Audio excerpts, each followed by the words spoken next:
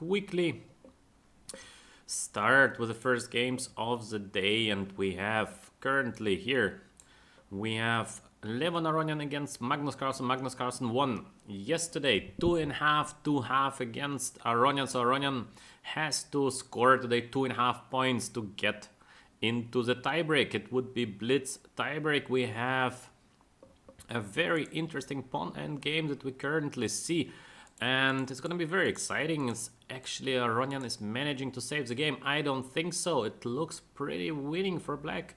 I mean, in case Aronian takes before there is a pawn running, otherwise the black king just gets to the f4 square. I think it is basically game over. We can see b3 move. Yes, indeed. So Carlsen is winning his game against Aronian, game number 1. So Carlsen needs basically one more point to get to the half finals.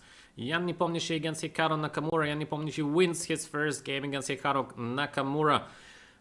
We quickly take a look now at the other games, and then we come back to the first game till the guys are making a short break. So we have Firouzja against Wesley So. Looks like a draw probably. There is king to b1. Is it a draw? King to b1, king to d1. Interesting. I think, yeah, it should be a draw. Most probably it is a draw between Firouzja and Wesley So in game number 1. And we have Maxima Shilagraf, who made already a draw against Giri.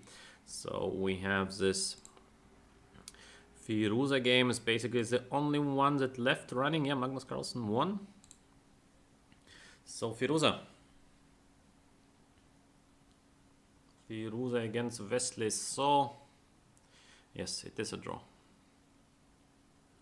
It is a draw in game number 1 between Firouzja and Wesley So.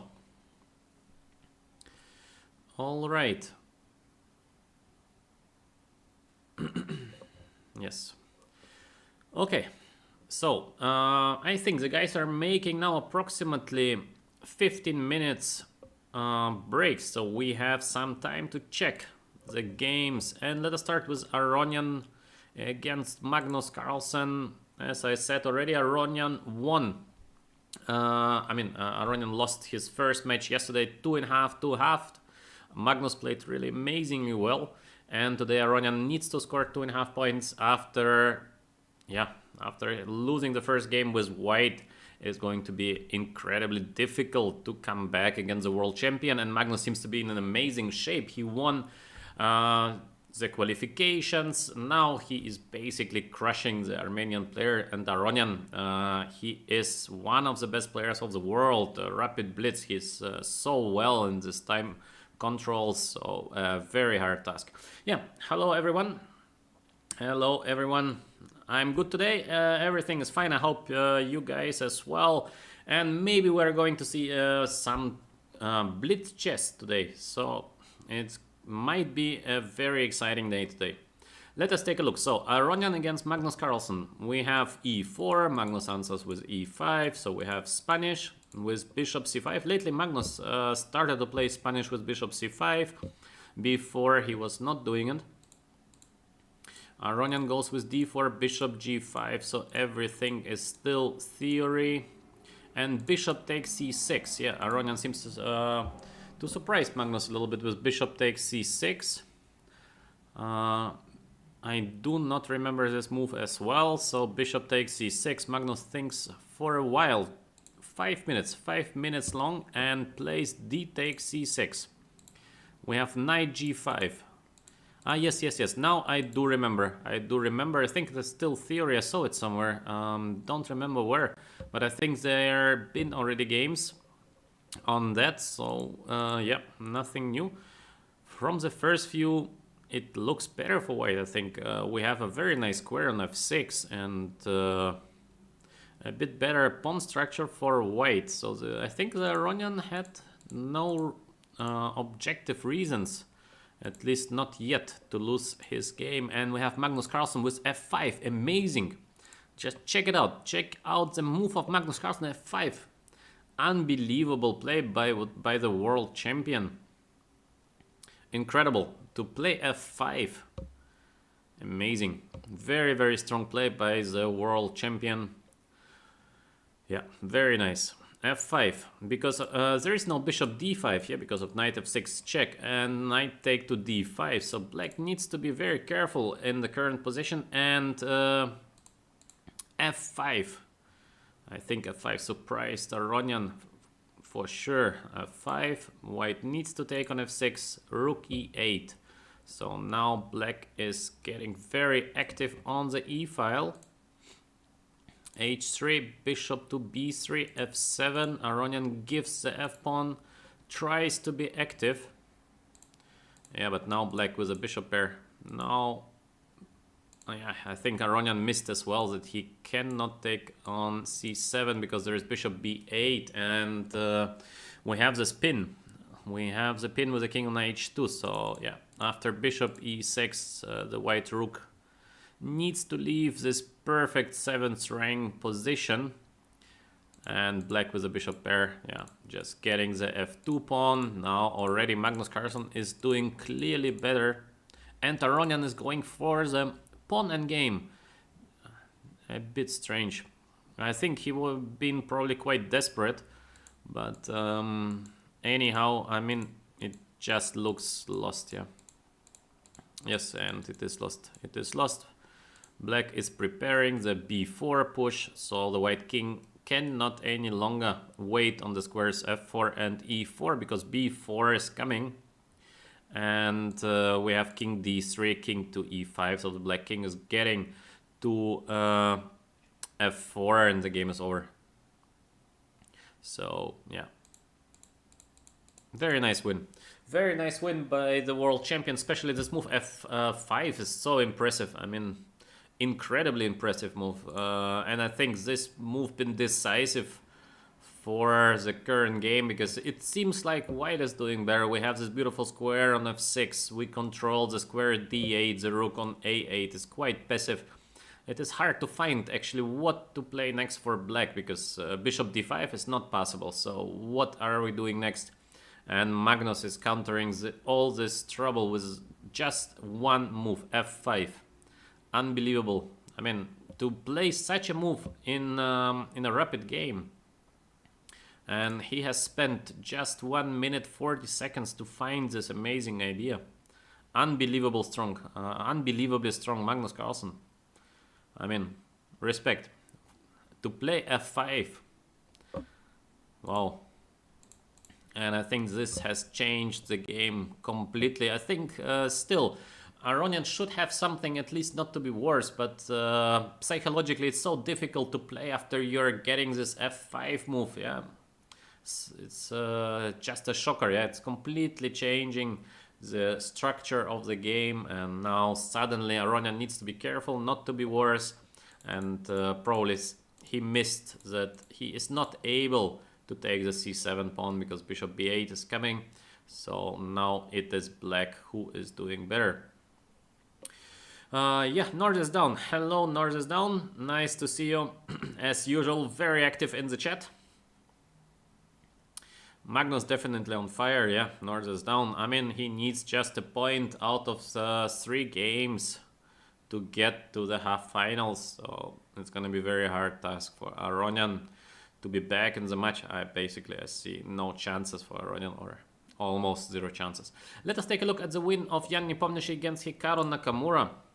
So we have 2 great fighters, Nepomniachtchi and Nakamura. Nepomniachtchi, of course, is sort of all-in player. Jan Nepomniachtchi just goes for it. He is risking everything. He does not care about if he's actually losing the game. He's ready to lose the game, but he just says, I'm gonna win more games than I'm losing. So he plays chess like the Brazilian team plays soccer.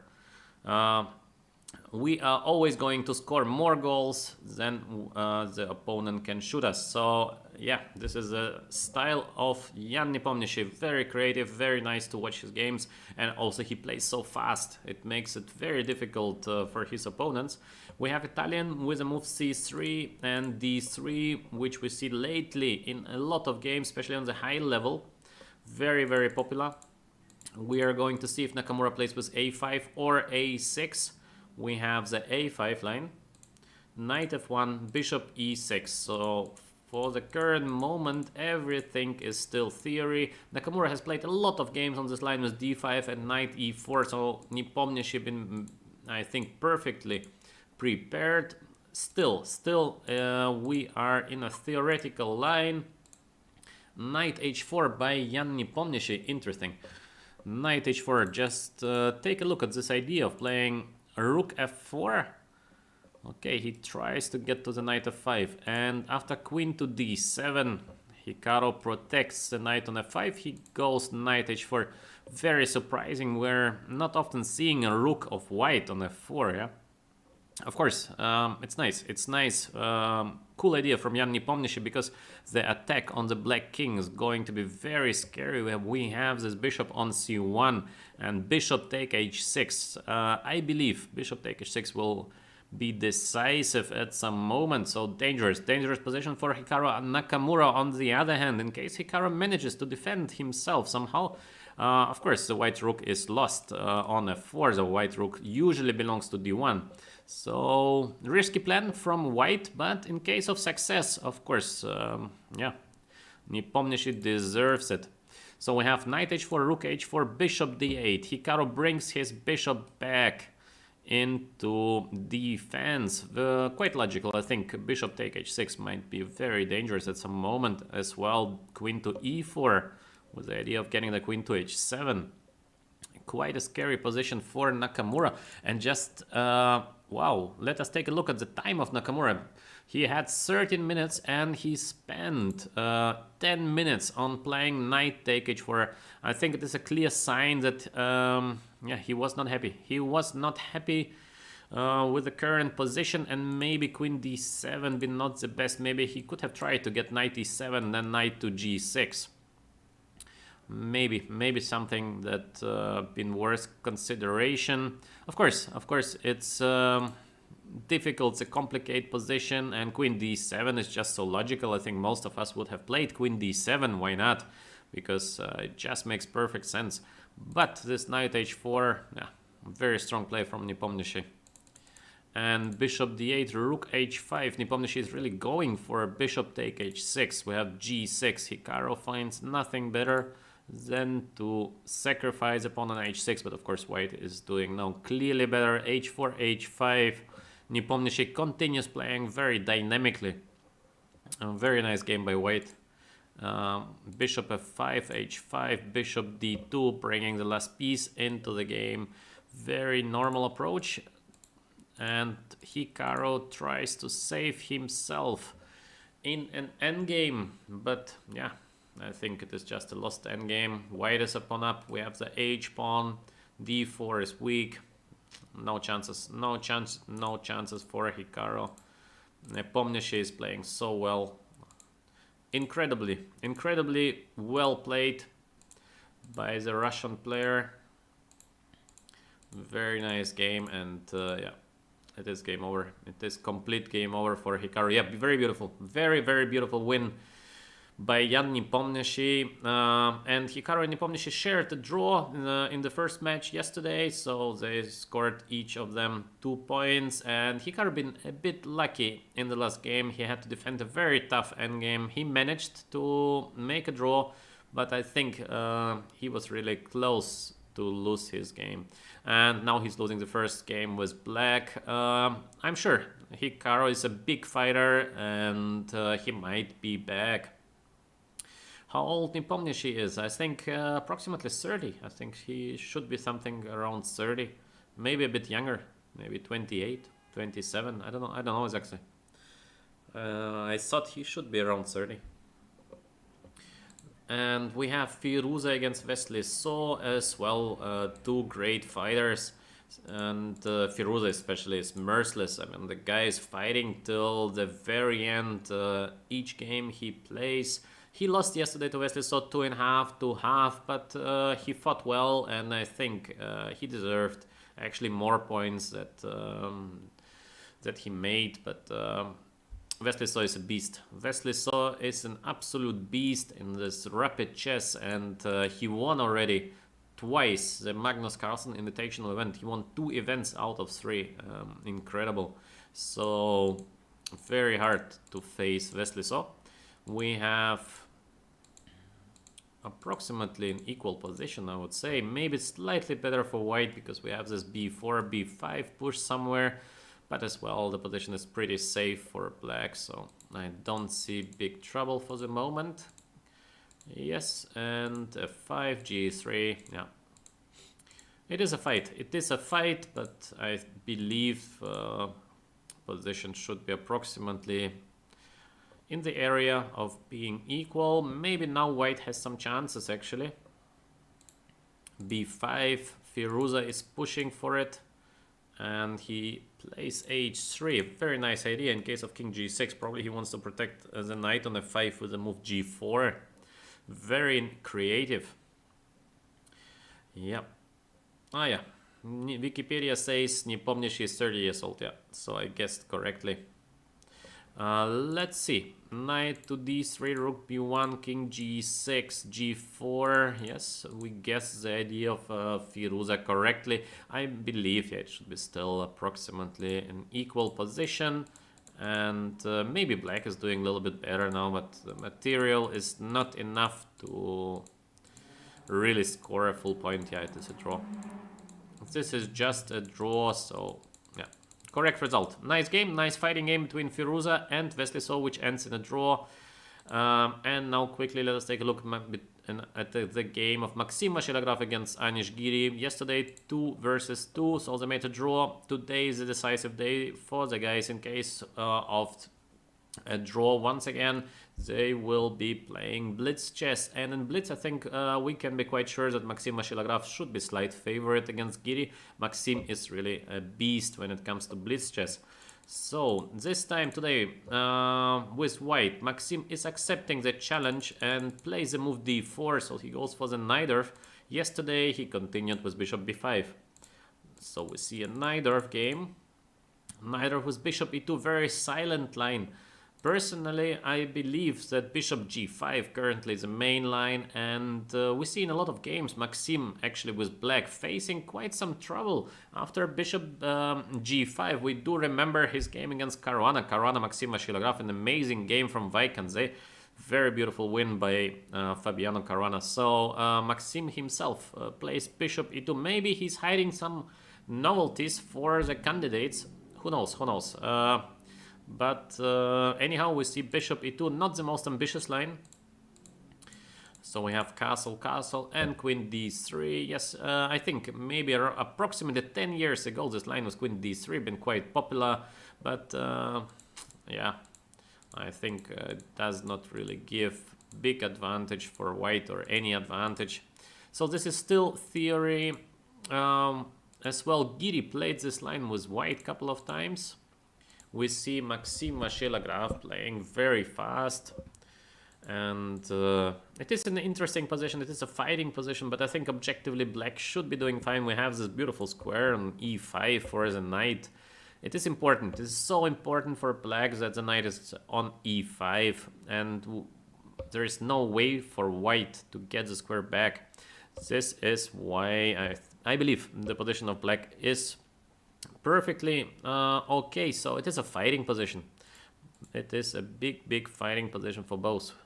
Wow, knight e6, Maxim Vachier-Lagrave, typically in his style, he is so well, so good in this short-term calculations. He sees the small tactics so well. Knight e6, Giri is taking on e6 and has to play now e5. I believe now we might yeah, now I think it might be a little better for white, because white has a nice bishop on b5. The bishop might go back to d3.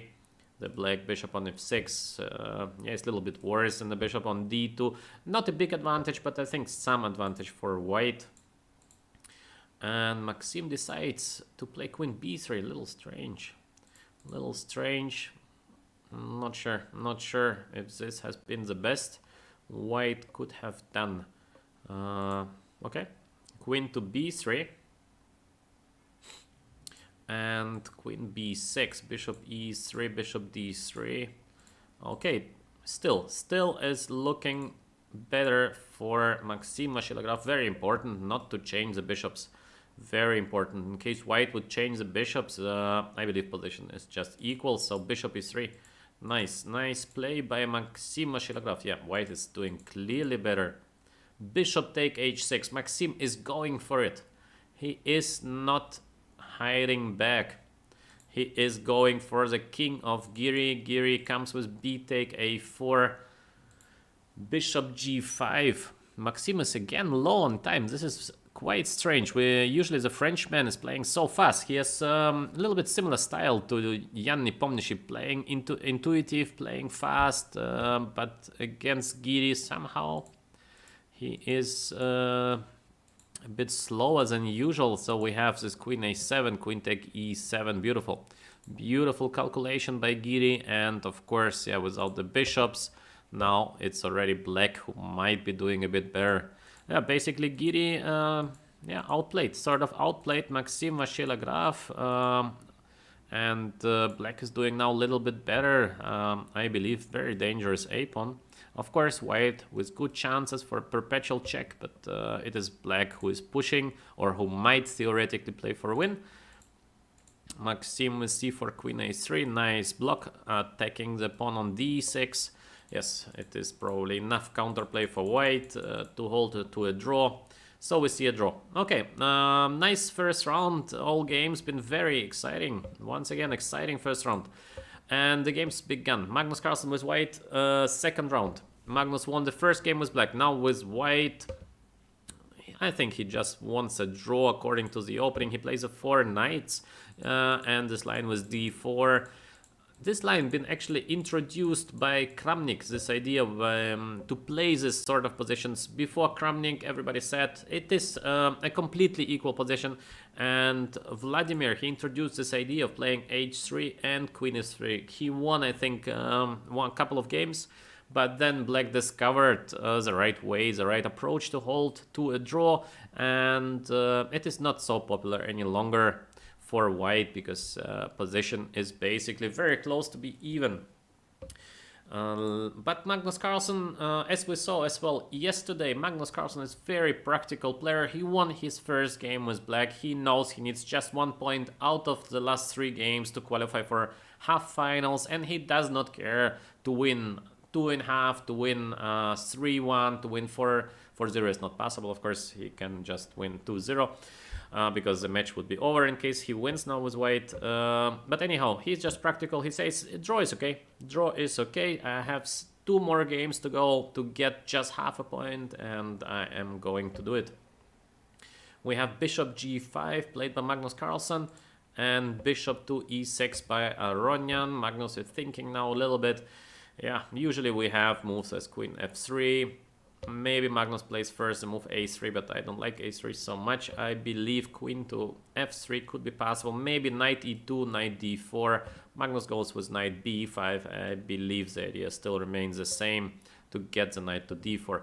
In my opinion, the position is very close to be equal.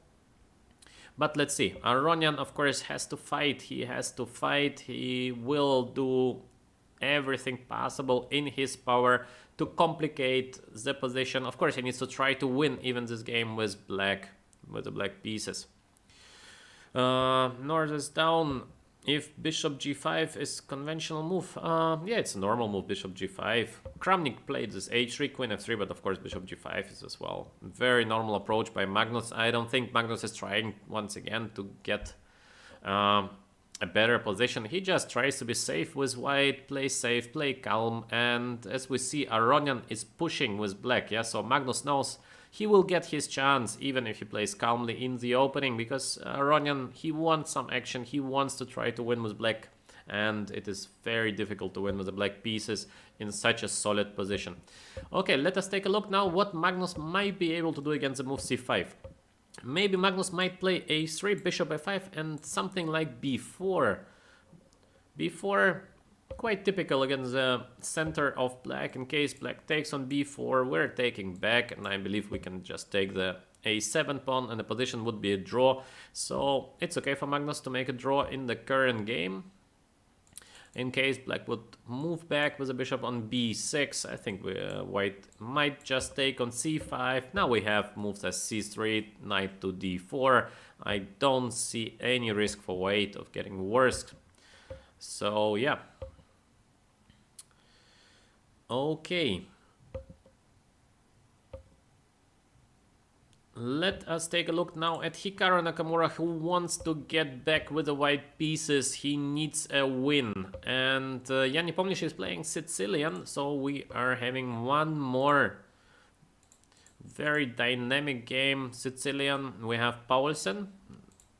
Knight c6, queen c7, played by Jan Nepomniachtchi. Nakamura with f4 currently. It is in fashion.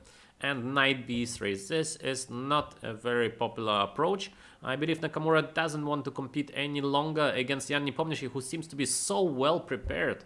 I rarely saw Jan Nepomniachtchi with such an amazing preparation. He's really showing that he is a very hard worker, that he is well prepared for the candidates who are coming just the next month, middle of April. So yeah, Hikaru tries knight b3. It's a bit strange to have the knight on b3 instantly. It seems like, yeah, a tempo down. So not sure about knight b3 idea. b5, bishop b7, very typical play by Jan Nepomniachtchi. Now we have bishop to d2, knight f6. Yeah, everything very normal. Hikaru goes for this setup with queen f3, bishop d3. Usually queen gets to h3, king to h1. And then he will try at some moment to get e5 work, or maybe f5. Jan Nepomniachtchi with b4. Yeah, now he's asking Hikaru, where do you want to go? Do you want to go to a4 or do you want to go to d1? And to go to a4, yeah, right now it's a bit strange to get the knight to a4 because we have the bishop on d2, not on e3. With the bishop on e3, knight b6 is possible, but with the bishop on d2, the knight on a4 is standing sort of without work. This is why Hikaru decides to get his knight on d1. This is pretty normal. It looks maybe a bit passive, but it is normal. a5 by Jan Nepomniachtchi. He's pushing. Knight to f2, a4, knight to c1. Knight d4. Queen and c2 pawn is under attack, and we have the queen d1 move.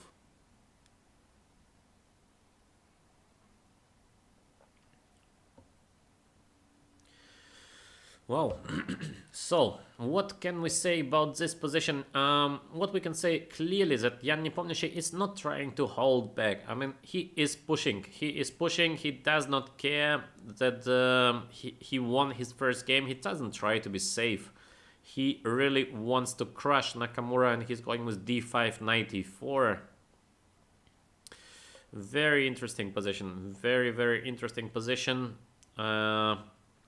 It might be better for white, but it might be also very nice for black. It depends. It depends if Hikaru finds now something.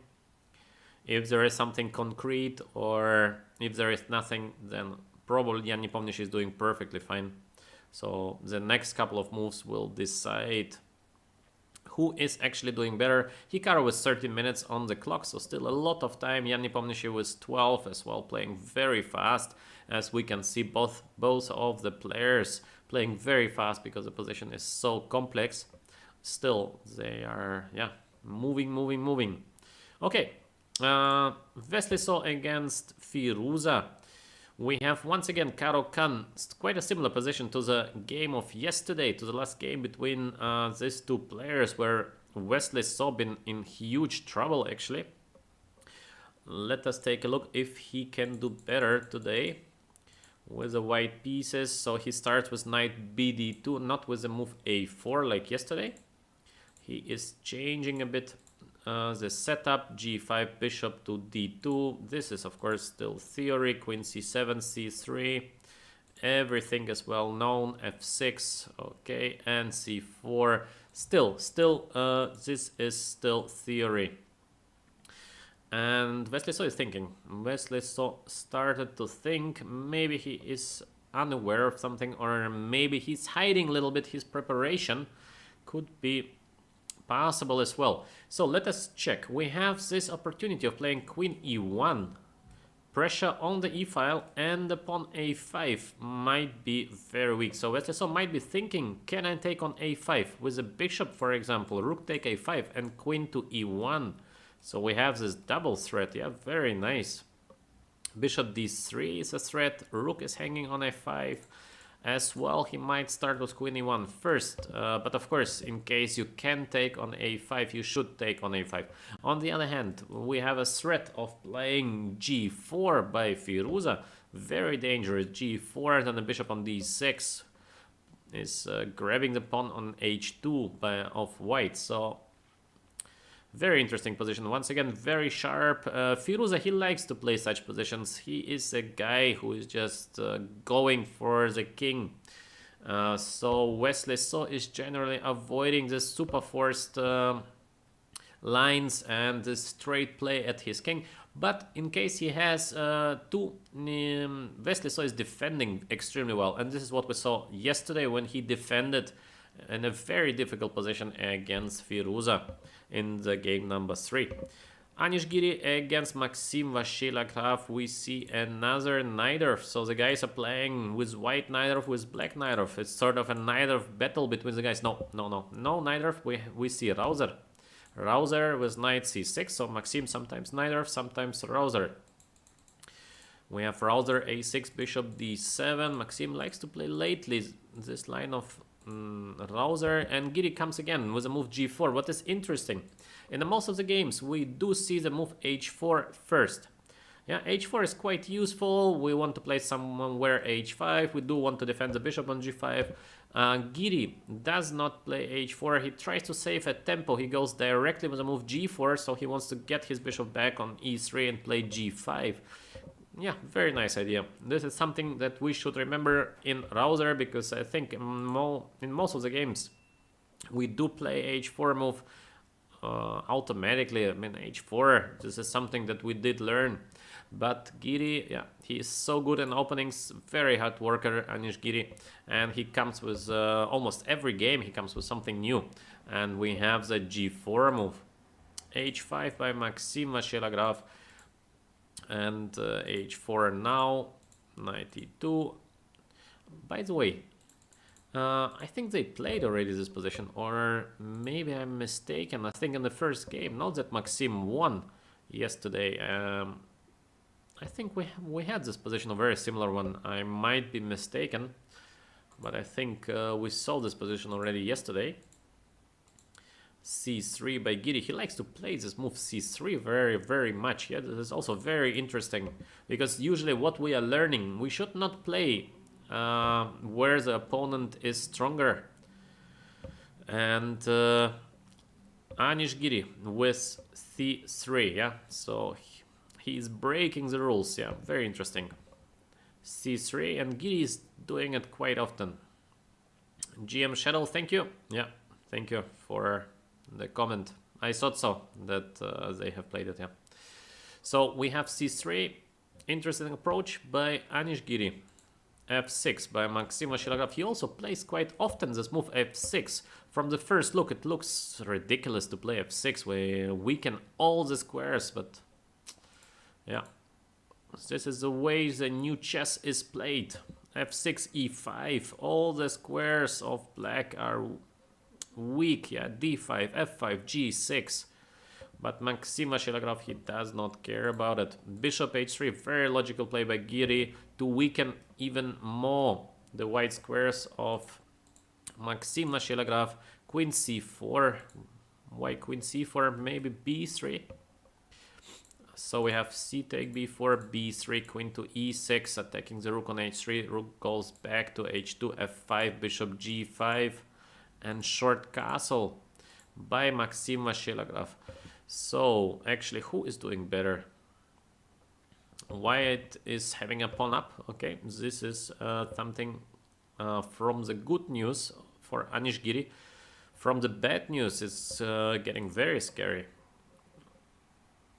On the a file, dangerous. The rook might get to b file. The knight is getting to f4.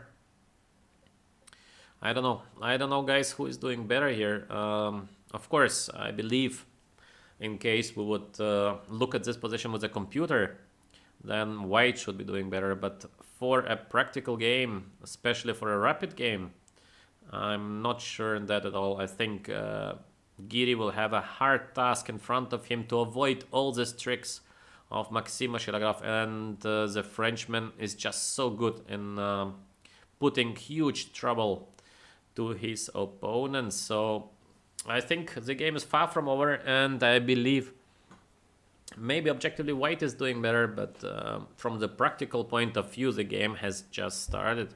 So, interesting game between Anish Giri and Maxime Vachilagrov in the second round today. Let us go back to the game of Magnus Carlsen, and we had this position after the move c5. Magnus goes a3, b4. Indeed, this is what I've been proposing as well. It just looks so logical. Typical reaction: a3, b4, bishop b6 by Aronian, and c3, knight d4. Yeah, so nice. At least I still can play a little bit of chess. Good to feel that sometimes I might guess some of the ideas of the greatest players of the world.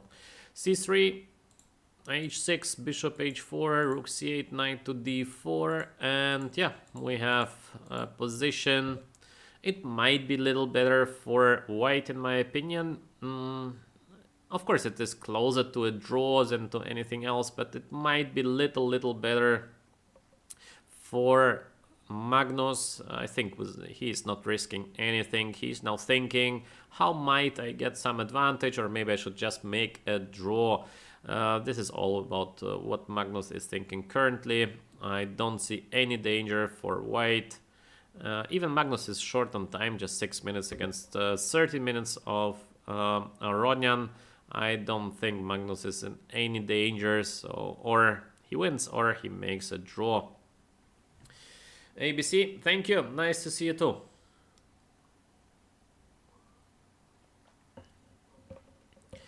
Let us go to the Hikaru.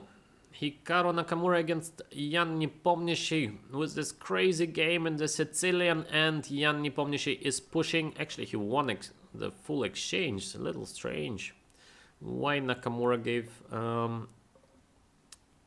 the rook on e1. We saw the position after knight to e4, and Nakamura found nothing. Nakamura found nothing better than to get his knight to e2, but this is sort of admitting that black is doing okay. Jan Nepomniachtchi with knight f5. He keeps the position complex. Nakamura with king to h1, queen to b6. Yeah, huge pressure. Huge pressure by the black pieces on the white king, on the position of Hikaru. Knight to h3, bishop h4. I think he underestimated bishop h4. Otherwise, I can't imagine why Hikaru is giving the exchange just with a calm move. Bishop c1, pretending like nothing did happen. Yeah, but something did happen. I mean, to give a full exchange, I think white has some compensation, but it should be not enough. It is not enough. b3, very nice play by Jan Nepomniachtchi. I like this move b3 a lot. The rook on a8 is getting into the game. The whole pawn structure of white is getting shaken. It is looking not good for Hikaru. It is looking not good at all for white. Hikaru with knight to g5. He plays very fast, Hikaru. Maybe he thinks this is his best chance, but personally I don't see a chance any longer for Hikaru Nakamura. I think he is having a lost position with white. It would mean 2-0 for Nepomniachtchi, so Nepomniachtchi would need just a draw with the white pieces in round 3. A very hard task for Hikaru now to recover. Nakamura tries with f5, the last chance, opening the bishop on c1. Nepomniachtchi just takes a pawn on f5. Both players are playing so fast. We might see rook a1. It looks very nice to put your rook on a1. Knight g3 might be a threat afterwards. We have this queen h6 check in case needed. So yeah, the game I believe is pretty over. Yes, North is down, Nakamura is under big pressure, but as we saw in the match against Nepomniachtchi, usually Nakamura been doing well with the white pieces, and he been suffering in the openings with the black pieces. And it is the first game actually where Nakamura is facing huge trouble with the white. He just resigned. Nakamura resigns with white. It is 2-0 for Jan Nepomniachtchi. Great start for the Russian player. Yesterday, the result been 2 versus 2, so Nakamura needs 2 wins to get back into the tournament. Very difficult task. Wesley So against Firouzja. Let us take a look what actually Wesley So found. Bishop d3. Wow, so beautiful. Just take a look at this beautiful move, Bishop d3, and what an amazing calculation by Wesley So. Bishop d3. Very interesting, because I've been proposing this bishop take a5 instantly, so probably bishop d3 is just much better. Bishop take a5, queen take to d3, king f7. He just takes on a5 and plays queen f5. Very, very nice play by Wesley So, because he wants to get his rook to e1, and then this knight e5 move is possible. Very strong play. I mean, unbelievably strong play by Wesley So. Yeah, great. Great play. Great play by Wesley So. I think in case Wesley So might be able to keep this kind of level of play, he's definitely somebody who might beat Magnus Carlsen for the 3rd time. Magnus lost already twice in the final against Wesley So, and Wesley So is showing once again that he is ready. He's ready to play amazing chess, yeah, because how to play such a move as bishop to d3, unbelievably strong. I mean, incredibly strong play by Wesley So. Bishop to d3, because it seems like, okay, what now? Now it seems like white is having a rook for the 2 pieces of black. The pawn on f6 is weak, so you sort of stop to calculate. Yeah, you're stopping to calculate in this position.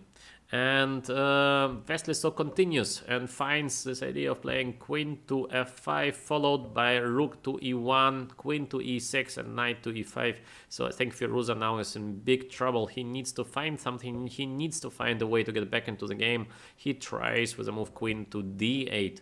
So knight take f6 is still not a threat because of knight to e5. I guess we will see Wesley So playing rook e1, maybe rook a e1. And it is very important what actually Firouzja is planning to play next after rook e1, because double threat, queen e6 and knight e5. So not easy for Firouzja. At least it seems like, at least I don't see a clear way for Firouzja after rook e1. But maybe there is something. I'm missing. And we are going to see it very soon. Arkadij against Maxime Lagrave, and Arkadij, yeah, now white is doing very well. Anish seems like managed to avoid all the tricks of Maxime. So let us take a look again. Knight f6, a bit passive play from Maxime Lagrave. I thought knight belongs to f4, but he tries with knight f6. Anish is just taking the pawn on d6, queen e3, queen d3. Yeah, very solid play by white. h5 with the idea of getting h6 at some point. I think even h6 now might be working. We need to see if h6 is possible. But white is doing much better. White is doing just much better. I think Anish is very close to win his game. It would mean 1.5 to half against Maxime Lagrave. Still 2 games to go. Maxime is white in the next game. I think he's going to push hard for a win. But lately Anish is in amazing shape. He played so well in Vaikanze. He's playing now very well in the online events.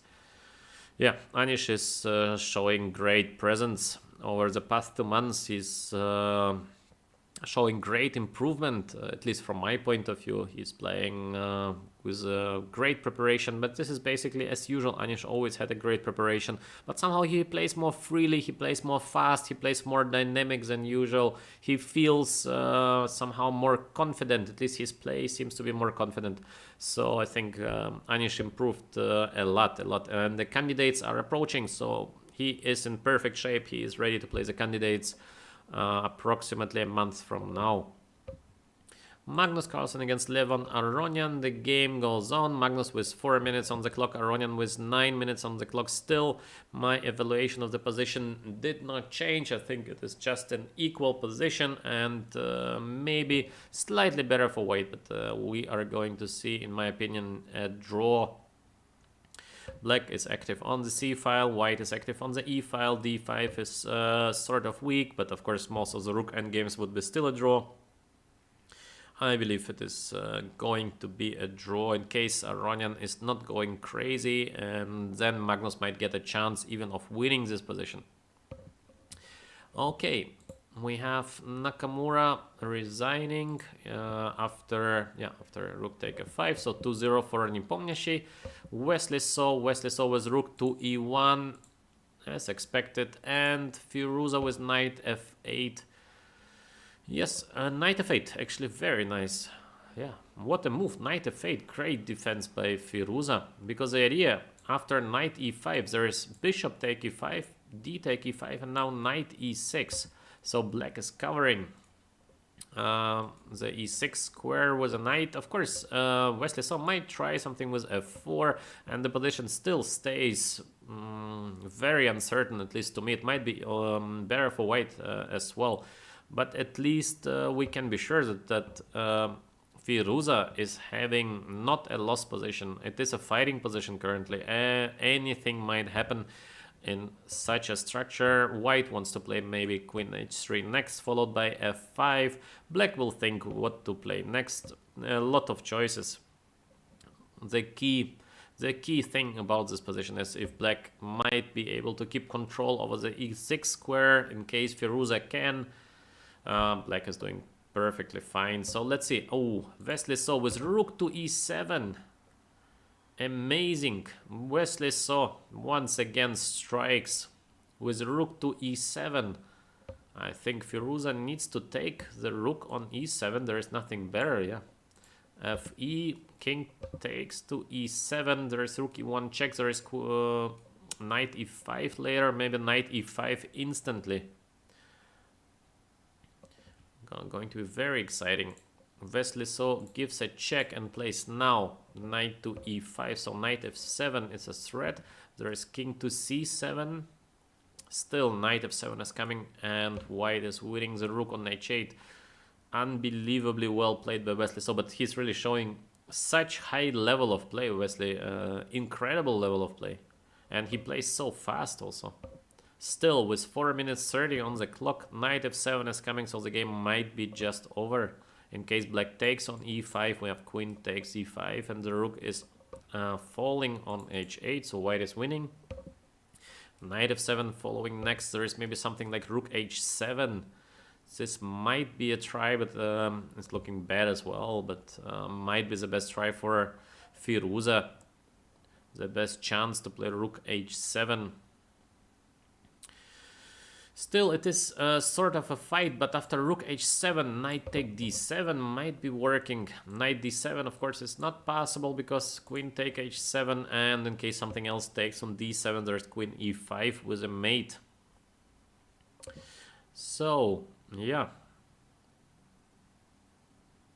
Interesting. Very, very interesting. Arkadij continues playing very well. Now Anish is already 3 pawns up. Of course, e4 is going to fall, but the position of white is looking winning. Big chances for Anish to win this game. I think he is going to win the game. So yeah, next game will be decisive. Maxim will be white, Anish will be black. Maxim will push very hard for a win. Let us go back to the game of Magnus. It is a rook end game, it is a drawish rook end game, so I think both players will agree now to a draw. Let us check Yes, we indeed face a rook endgame. Of course it is a draw. It is just a draw. Nothing to be done about it, yeah. And both players agree to a draw. So Magnus needs one more draw out of the last 2 games to get to the half finals. Wesley So with 95. Firouzja is still thinking. Of course, he understands. In case he finds no way of avoiding knight f7, the game is done. He can basically resign. And it would be game over. It would mean almost a game over for the match, because Wesley So won the match yesterday. Today, first game been a draw between these 2 players. Rook h7, indeed we see rook h7, knight take d7. In case, of course, I'm not missing something. Knight take d7, yeah, knight take d7 and queen e5 mate. So Firouzja is letting Wesley So mate him with queen on e5. So Firouzja has a bit of humor. Of course, he saw queen e5 mate. He just made a small joke. But anyhow, Wesley So, amazing play. Amazing play by Wesley So. Fully deserved to win this game against Firouzja, especially the move bishop to d3. Very strong. I mean, unbelievably strong play by Wesley So. Bishop d3. Bishop take a5, and we have this queen f5 idea with the idea of rook e1. Firouzja with knight f8, and out of nowhere rook e7. Wesley So just needed 2 minutes of calculation before playing rook e7. So very sharp, and yeah, wins his game. Very nice. Naiditsch won as well against Maxim Vachier-Lagrave. We've been expecting, Maxim just resigned. He had no mood of continuing playing a position, having 3 pawns down. So he just resigned, and I believe he resigned because of queen f5 check. So queen f5, the black king has no squares. King to h6, there is rook c6, and it is already a mate. So yes, important win for Naiditsch.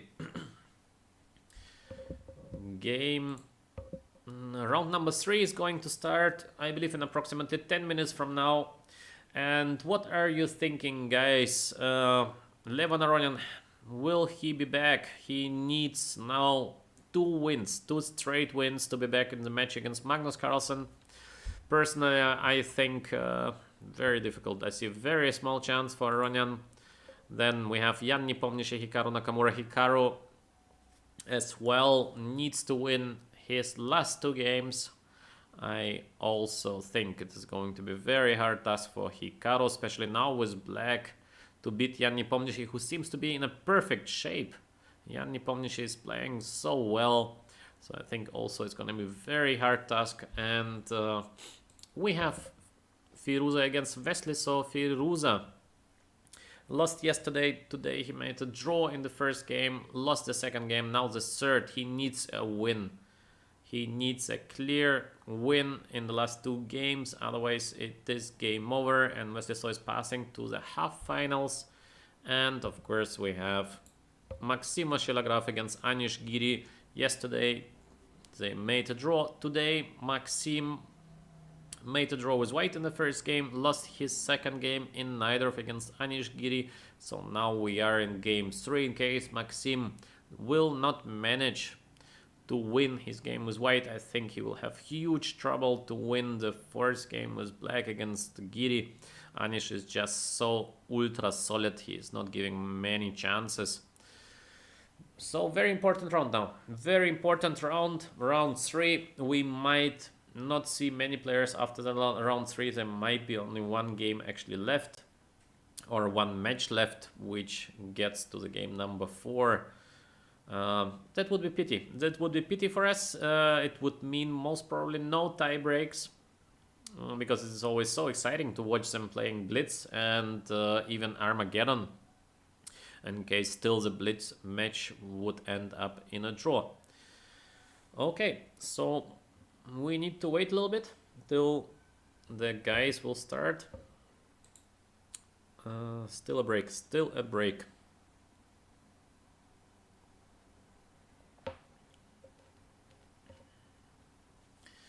Okay.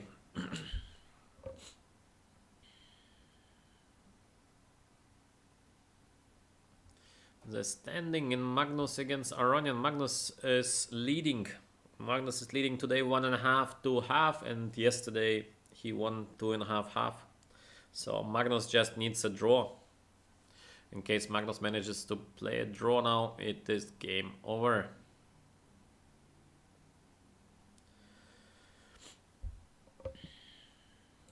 Okay. Still on a break.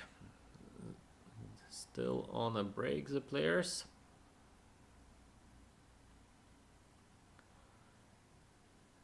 Let's see. Let's see when the round begins.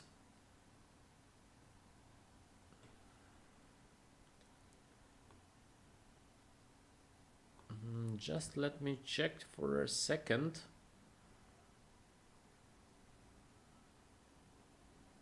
Yes. Okay. Let us take a look again at the first round. 11 Aronian against Magnus Carlsen at this endgame, because it seemed like to be better for white. Yeah, this is a very important game that Aronian has lost.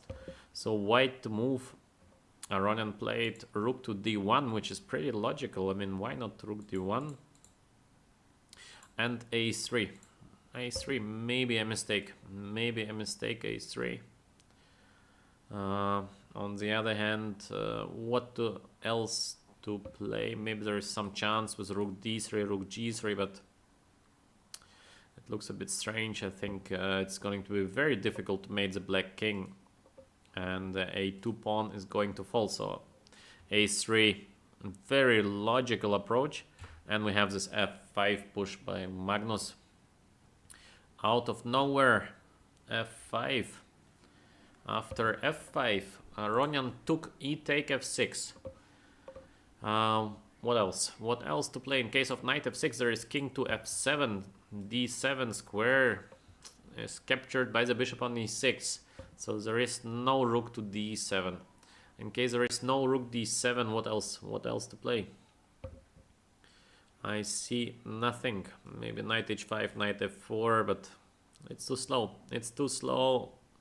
There is no chance of getting better. So after f5, white is obliged to take on f6 and rook to e8. Magnus wants this bishop b3, and Aronian plays h3. And he thought quite long. I mean, he has spent 3 minutes before playing h3, so he just could not find something better. I don't know.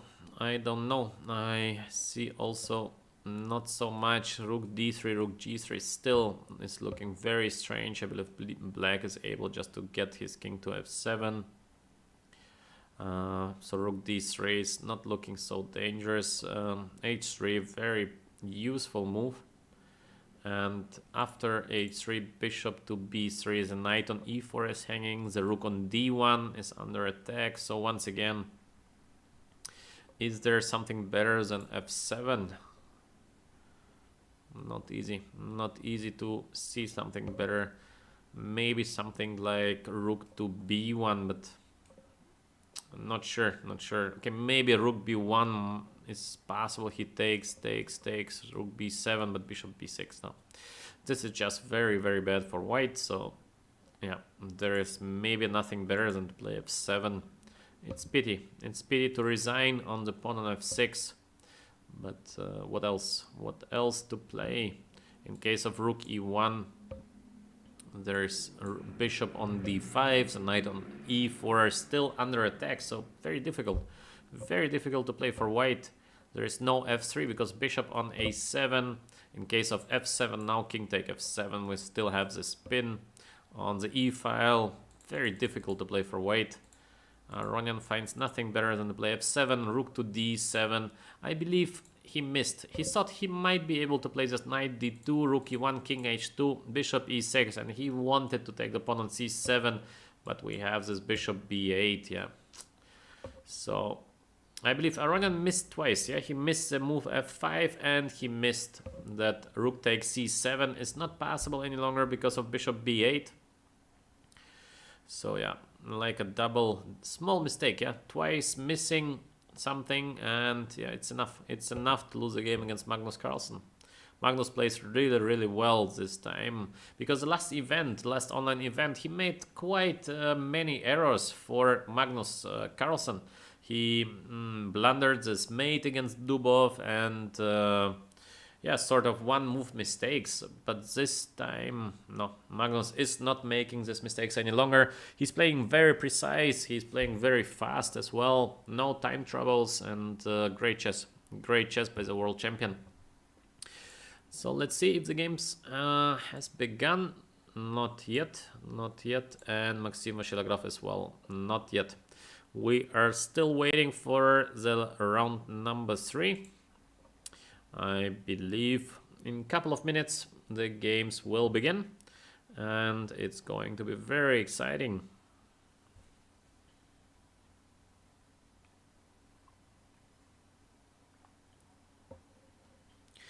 By the way, what is your guess? Who is going to win the Magnus Carlsen Invitational? What are you thinking? Wesley So, Magnus Carlsen, maybe Jan Nepomniachtchi. Who is your favorite?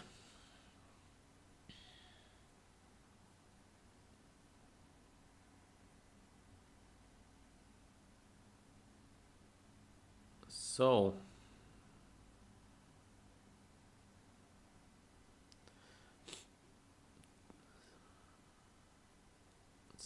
still no moves.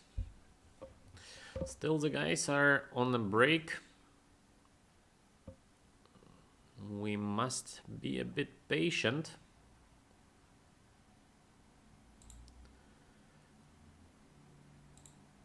Yes, no moves. Still, I believe now they should start. 1-2 minutes, and then we see the round 3.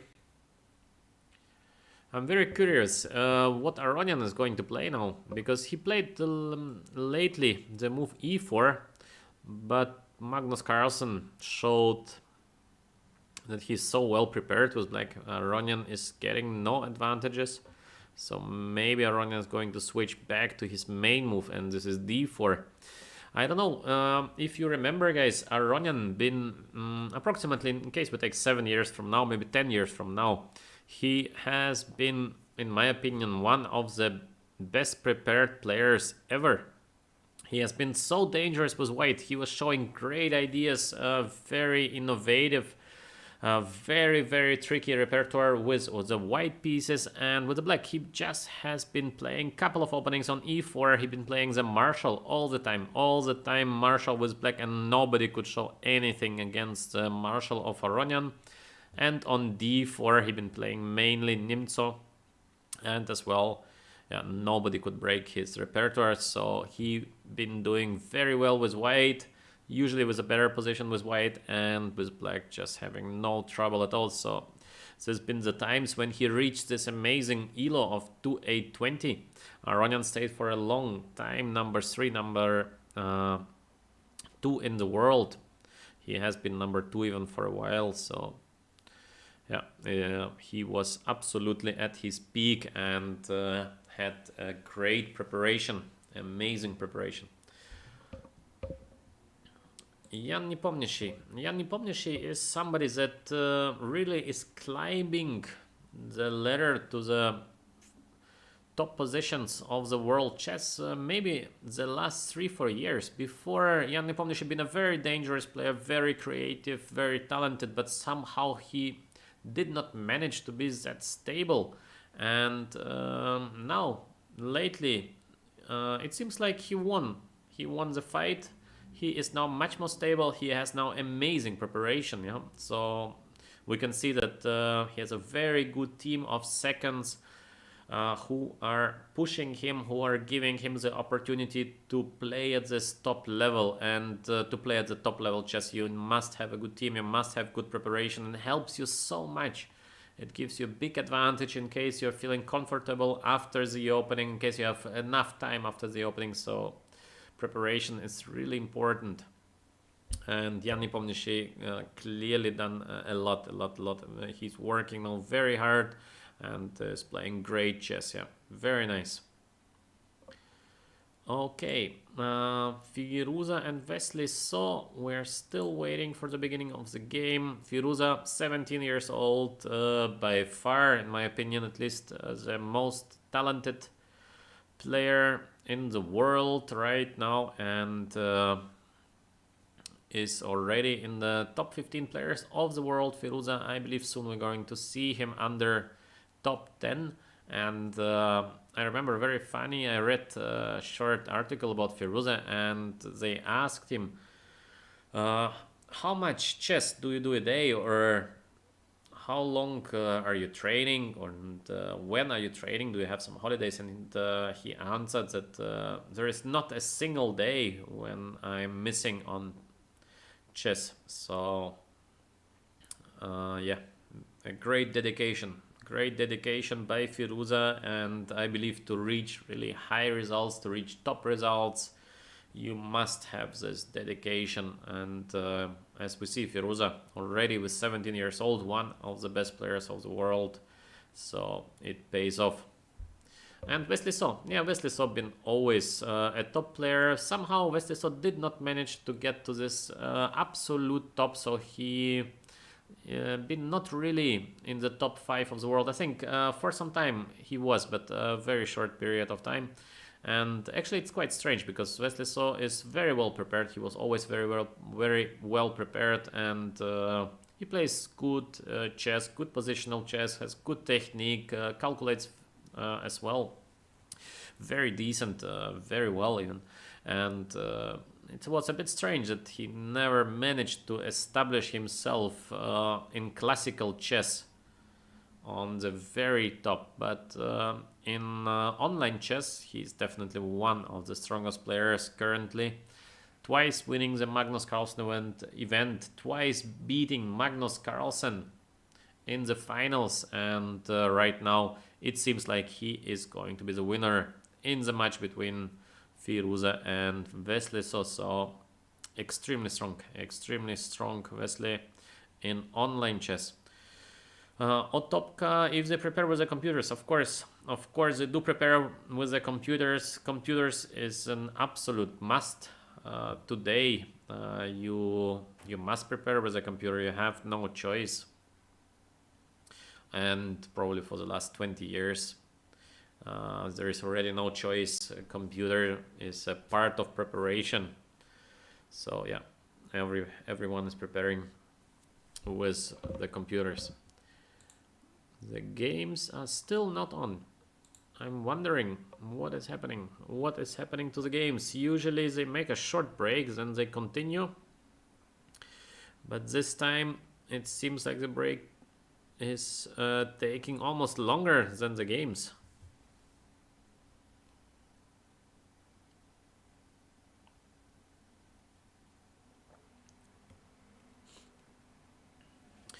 So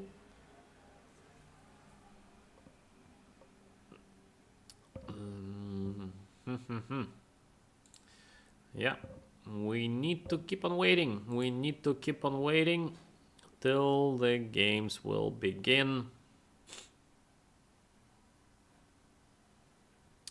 So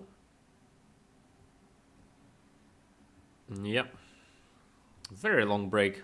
Yesterday they've been playing almost a game after another, yeah, and the game's been starting randomly.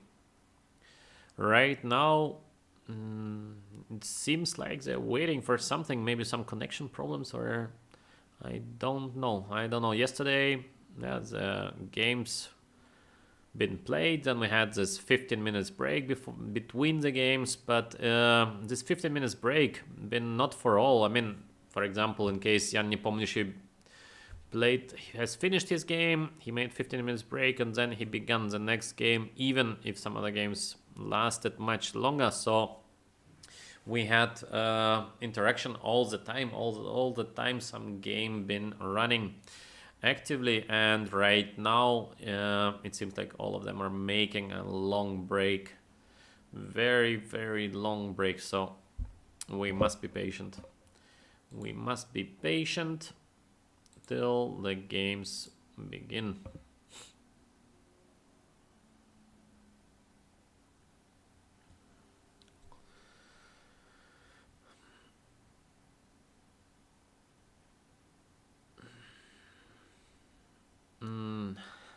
Ace Jess, yeah, a nice question. I've been wondering as well.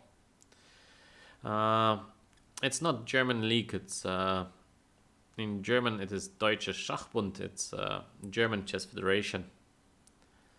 German league. I'm still playing for Baden-Baden in the Bundesliga, so there are no changes. But indeed, Ace Jazz is very strange, very, very strange. I've been quite shocked as well, and very surprised. Yeah. But as you know, politics are politics, and yeah, a lot of decisions are quite strange. Yeah. Me as a sportman, we have to accept some decisions. Some decisions, of course, we can fight on, but it is very strange indeed. Yeah. Okay, still a break. Wow. Maybe No Joke decided to quit the live transmission, our admin. So now we are going to wait forever for the games to begin. Of course, I'm just joking. I believe they are still making a break. Okay. By the way, guys, did you try the puzzle section? The puzzle section, this Puzzle Storm. I tried Puzzle Storm a couple of times. Actually, it's crazy because you have to move so fast. Just a couple of seconds, and then you have to make the move, and it goes so fast, but it's very funny. Yeah, it's very good. Yeah, it's very, very, very funny. But on the other hand, I think to achieve good results, you must be so fast with a mouse. I watched there are some guys who are scoring like 100 points, unbelievable score. I played it a couple of times, and I think my best score, I don't want to make a mistake, but I think something around 70 maybe.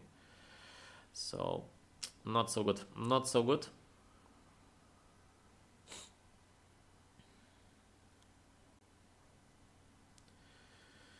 Okay.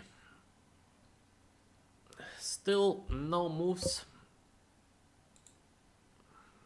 in the games. Okay.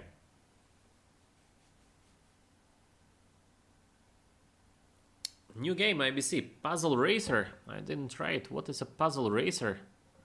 Wow, there is a Puzzle Racer. Okay, maybe I try it later. Did you try it, ABC? Puzzle Racer?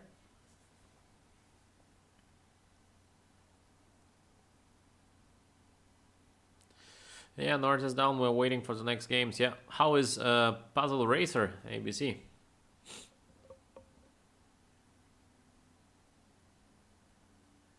Oh, Puzzle Racer. Okay. Okay, let me try Puzzle Racer just once, because still no games. It's on development, but let us check. Puzzle Racer. Join a public race. Race your friends. Join a public race. Okay, what we should do here? Okay, and we have to be faster than somebody else, yeah? Okay, nice.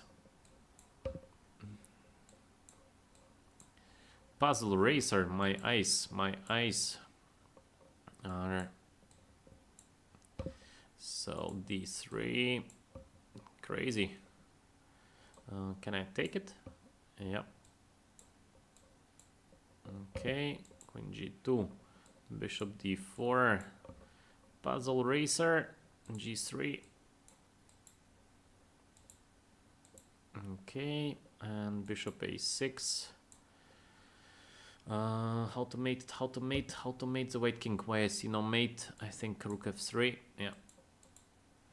Knight to d6, yes, we can take it.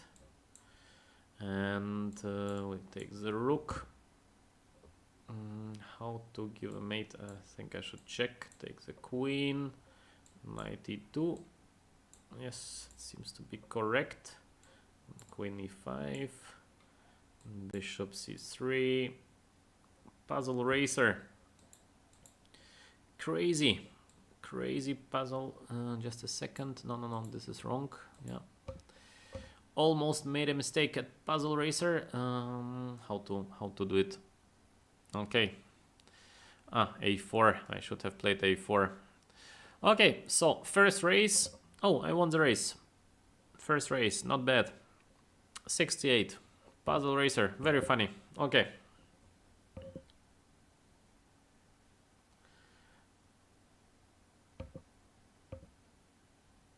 Okay, very funny.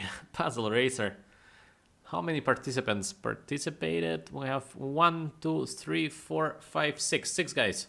Puzzle racer. Funny. Okay. So let's check if we have the games. If the games are on or not. Still a break. Unbelievable. We already played Puzzle Racer and still the games are not on. No joke says up to 10 Puzzle Racer. Yeah, it should be very funny between friends to play Puzzle Racer. Seems to be great fun. Yeah, good idea by Ditches. Puzzle Racer, very cool.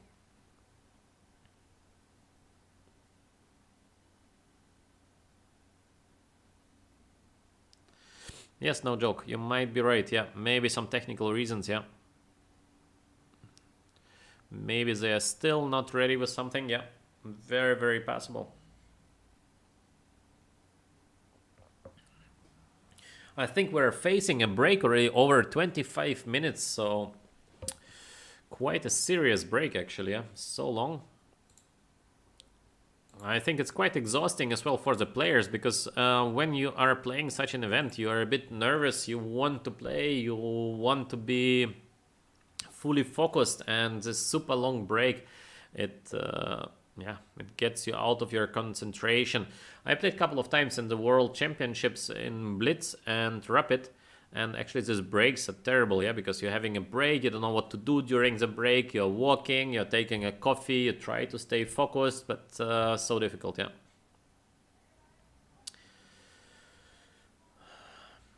Not easy. Yeah, ABC, the Magnus guys are facing a race, yeah? A puzzle race. Who is going to be the winner of the event in the puzzle race? North is down. I don't know. E4 or D4. Aronian played lately E4, but maybe we're going to see D4. Yeah, the game's on. Thank you, Constantino. We have Jan Nepomniachtchi with white pieces. Jan needs a draw. Nakamura goes with G6. Okay. Firouzja with the white pieces against Wesley So tries Bishop F4. Some people call Jobava lines, because the Jobava played a lot of games on this Bishop F4. Actually, it is quite funny, because he achieved quite good results with Bishop F4, Knight C3. But in case we take the positions which he got after openings and an objective evaluation of these positions, he should have scored not too many points objectively. So it was not because of the opening, it was much more because he is a dynamic player. He likes to play sort of strange positions, so he scored very well in this line. Yeah, Rapport played it much less than Jobava ABC, but this is correct. Yeah, Rapport played as well. Couple of games on the high level. Of course, to call it Rapport variation or Jobava variation, it's not very fair. There have been a lot of players playing it before, but on a very top, yeah, Jobava and Rapport maybe the strongest guys who tried to play quite many games on this knight c3, bishop f4. Maxim Vachier-Lagrave against Naiditsch-Giri. Maxim needs a win, and we have once again some theoretical line. Naiditsch-Giri playing very fast. Let us check on the first moves. We have neither with bishop e2. Once again, neither bishop e2, queen d3. So bishop d2 by Maxim Vachier-Lagrave. No more knight to d5. Knight c6 by Giri. e4 all seems to be still theory. d5, rook d1, g6, queen h3. From the first look, it might look better for white. Personally, I believe white should be a little bit better. We have a nice rook on d1. Bishop gets to c1 or maybe even h6. Some pressure on the d5 pawn. It looks nice. It looks nice in my opinion. Maybe Maxim Vachier-Lagrave is doing a bit better. On the other hand, we see Giri with so much time on the clock, and Giri is not a guy who is joking in the openings. Giri takes it very seriously. He is very well prepared, so he is not playing sort of bluff lines. We don't see Giri doing it. So probably, according to computer, black should be fine here. But in case we're just checking position as a human, it looks better for white. Bishop pair, pressure on the d file, d5 pawn might get weak, so I think Maxim should be happy with the current position out of opening. And let us go back to Aronian and Magnus Carlsen. We have Berlin. Aronian need desperately a win with rook d1, knight c3. Magnus is thinking, maybe he is considering, should I play the line with bishop e7, should I play a line with maybe h6, maybe h5, even with h5 I think is not the line now. So h6, bishop e7, bishop e6, white choice. For blacks there is as well line with knight e7 directly. The bishop might get out on f5. Big choice for Magnus Carlsen. Let's see what he is going to choose. Aronian probably surprised him a little bit by rook d1, knight c3. Usually we're seeing much more often this knight c3, king e8 and h3. So Magnus is thinking for a little bit. Of course, the position is well known to Magnus. He is an expert in Berlin. Jan Nepomniachtchi, Hikaru Nakamura. Jan Nepomniachtchi plays a line with d4, bishop g5, f6, bishop h4, knight take d4, knight e7. Well, it might be okay for black, but I think Nakamura, yeah, he will not manage to win this game with black. It's so difficult to win such positions with a black color. And Nepomniachtchi, he knows he needs just a draw. Draw is alright for white. Maybe he will take the knight on c6 directly. Very safe play. Knight takes c6. Maybe as well there is something better, but I think why not to be safe with knight takes c6. So yeah, knight c3 by Nepomniachtchi. Nepomniachtchi is really so self-confident, unbelievably self-confidence by Nepomniachtchi. He just doesn't care. It seems like he wants to outplay Nakamura once again. He doesn't play for a draw. Nepomniachtchi just plays active chess. Knight c3, developing the pieces. Now there will be knight d4, yeah, queen d4, castle. Nepomniachtchi needs to be careful with moves as f5, d5, some b5, c5. So there is still some complication. On the other hand, bishop b3 comes with a check, so white should be still doing a little bit better in my opinion. It will be a hard task for Hikaru to win this position. North is down, yeah, indeed, North is down. Good comment. Firouzja. So Firouzja with this crazy Jobava rapport line, bishop f4, knight c3, g4. Wesley So with bishop to b4, knight e2 by Firouzja. Firouzja playing very fast. And yes, we have this super unclear position. Bishop to d3. Firouzja still with a lot of time on the clock, and Wesley So already with 4 minutes. So yeah, Wesley So is in little trouble, at least opening wise. Position is very unclear. It seems like Firouzja knows what he's doing exactly. He knows exactly what is coming next. And Wesley So is thinking Firouzja might be ready for queen h5 next, maybe somewhere g6, h5. Of course, very dangerous position for Wesley So, having a short castle. And I believe in this game, Wesley So will have really a trouble. Yeah, I think Wesley So is going to be under huge pressure. Firouzja needs a win. He must win. So c4, bishop h7, played instantly by Firouzja. Unbelievable. Instant play without even thinking a second. Bishop take h7. It looks like Firouzja still is in his lines, but who is analyzing such positions? Why to analyze such a position? But maybe Firouzja is a guy who is indeed even looking at such lines, because so strange to know exactly this position. Yeah, what to do? What to do? I mean, bishop take h7, queen h5 coming next. Probably queen h5, yeah, g6. Firouzja is going for it.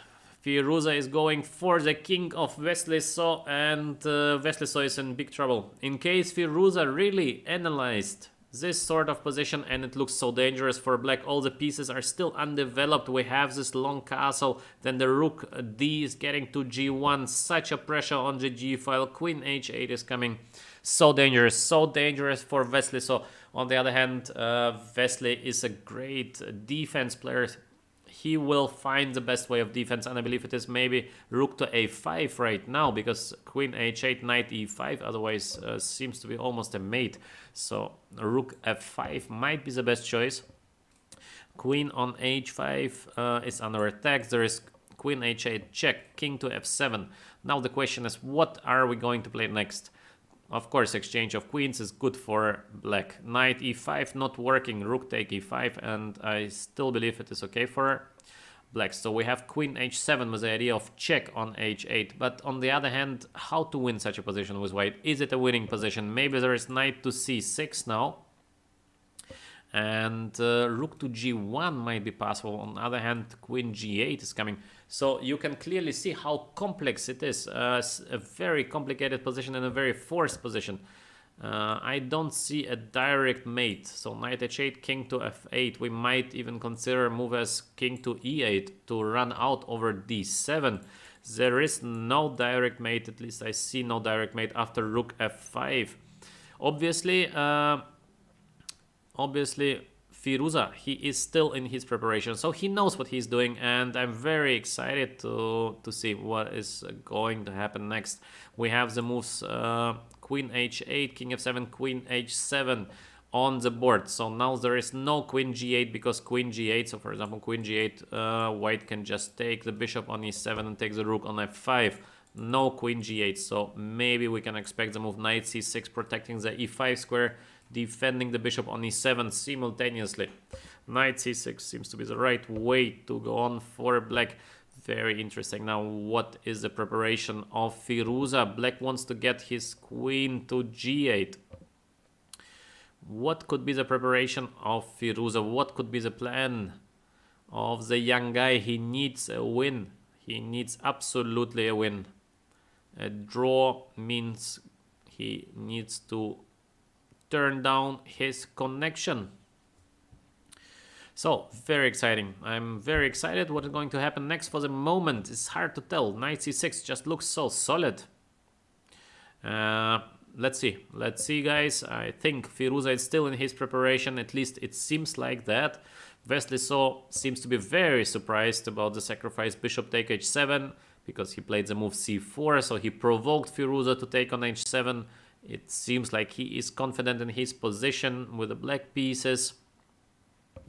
Let's see what will happen. Maxim Vashilagraf against Anish Giri. Let's take a quick check. We saw that white is doing a bit better, and still I believe white looks to be doing a bit better. I mean, why not? Still a pawn on d5.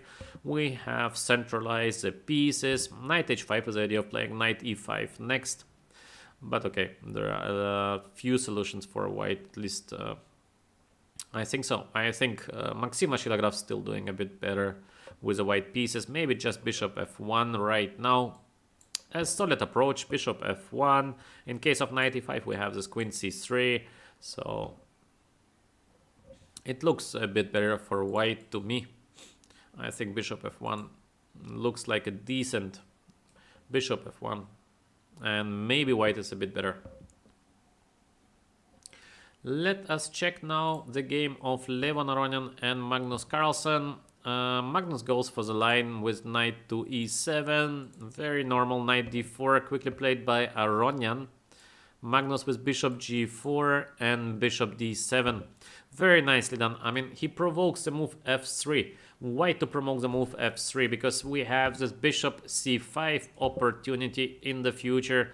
So it's good. It's good for black that the white pawn is now placed on f3, at least to my understanding.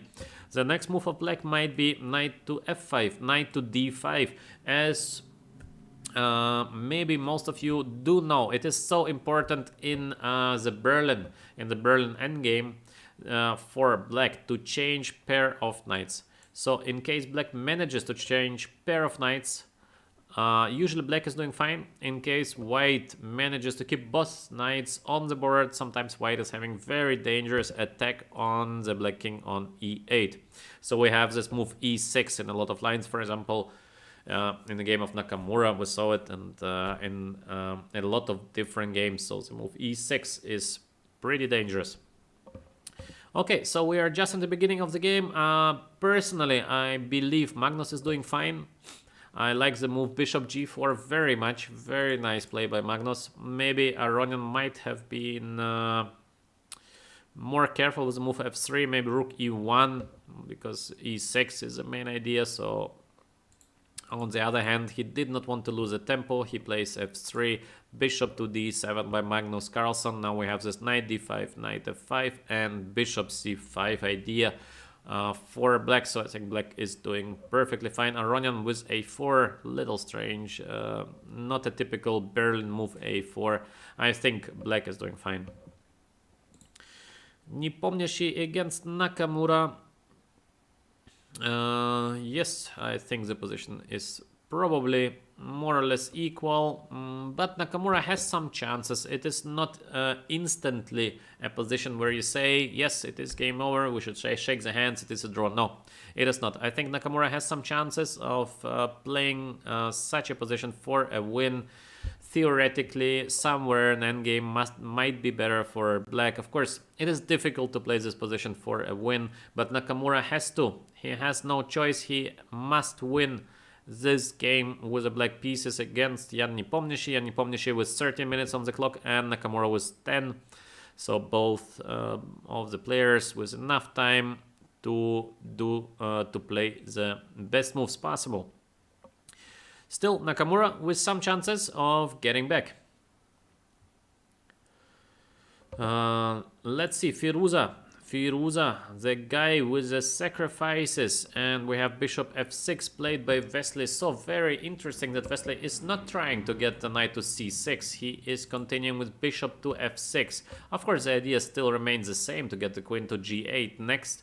But why not to develop the piece? Why not to play knight c6? Will stay in the history, at least hard to understand. So right now, for white, can we try something insane like e4, d take e4, maybe knight take e4? So we have this knight g5, knight e5 ideas. It might be still not enough. Maybe knight queen take d4 is just possible, yeah. We have a check on h8, but okay, this is just a perpetual check. It is not looking that dangerous. Maybe first knight g5 check or something, but still we are taking on g5. There is check, we go back on f8. So still not dangerous for Wesley So. I'm very curious. What Firouzja is going to play next after bishop f6, and still why not to play knight c6. It is just looking so logical to get the knight out of from b8, to get the knight to c6, to cover the square on e5. So safe. It feels so safe, the move knight c6. Bishop f6 played by Wesley So after 2 minutes of thinking. Bishop to f6, so knight h8 check is possible, but seems to bring nothing. So knight h8, king f8. What is the next move of Firouzja? Maybe something like a long castle now and get the rook to g1 and try to push. Maybe try to push at some point h5, h6 might be a try.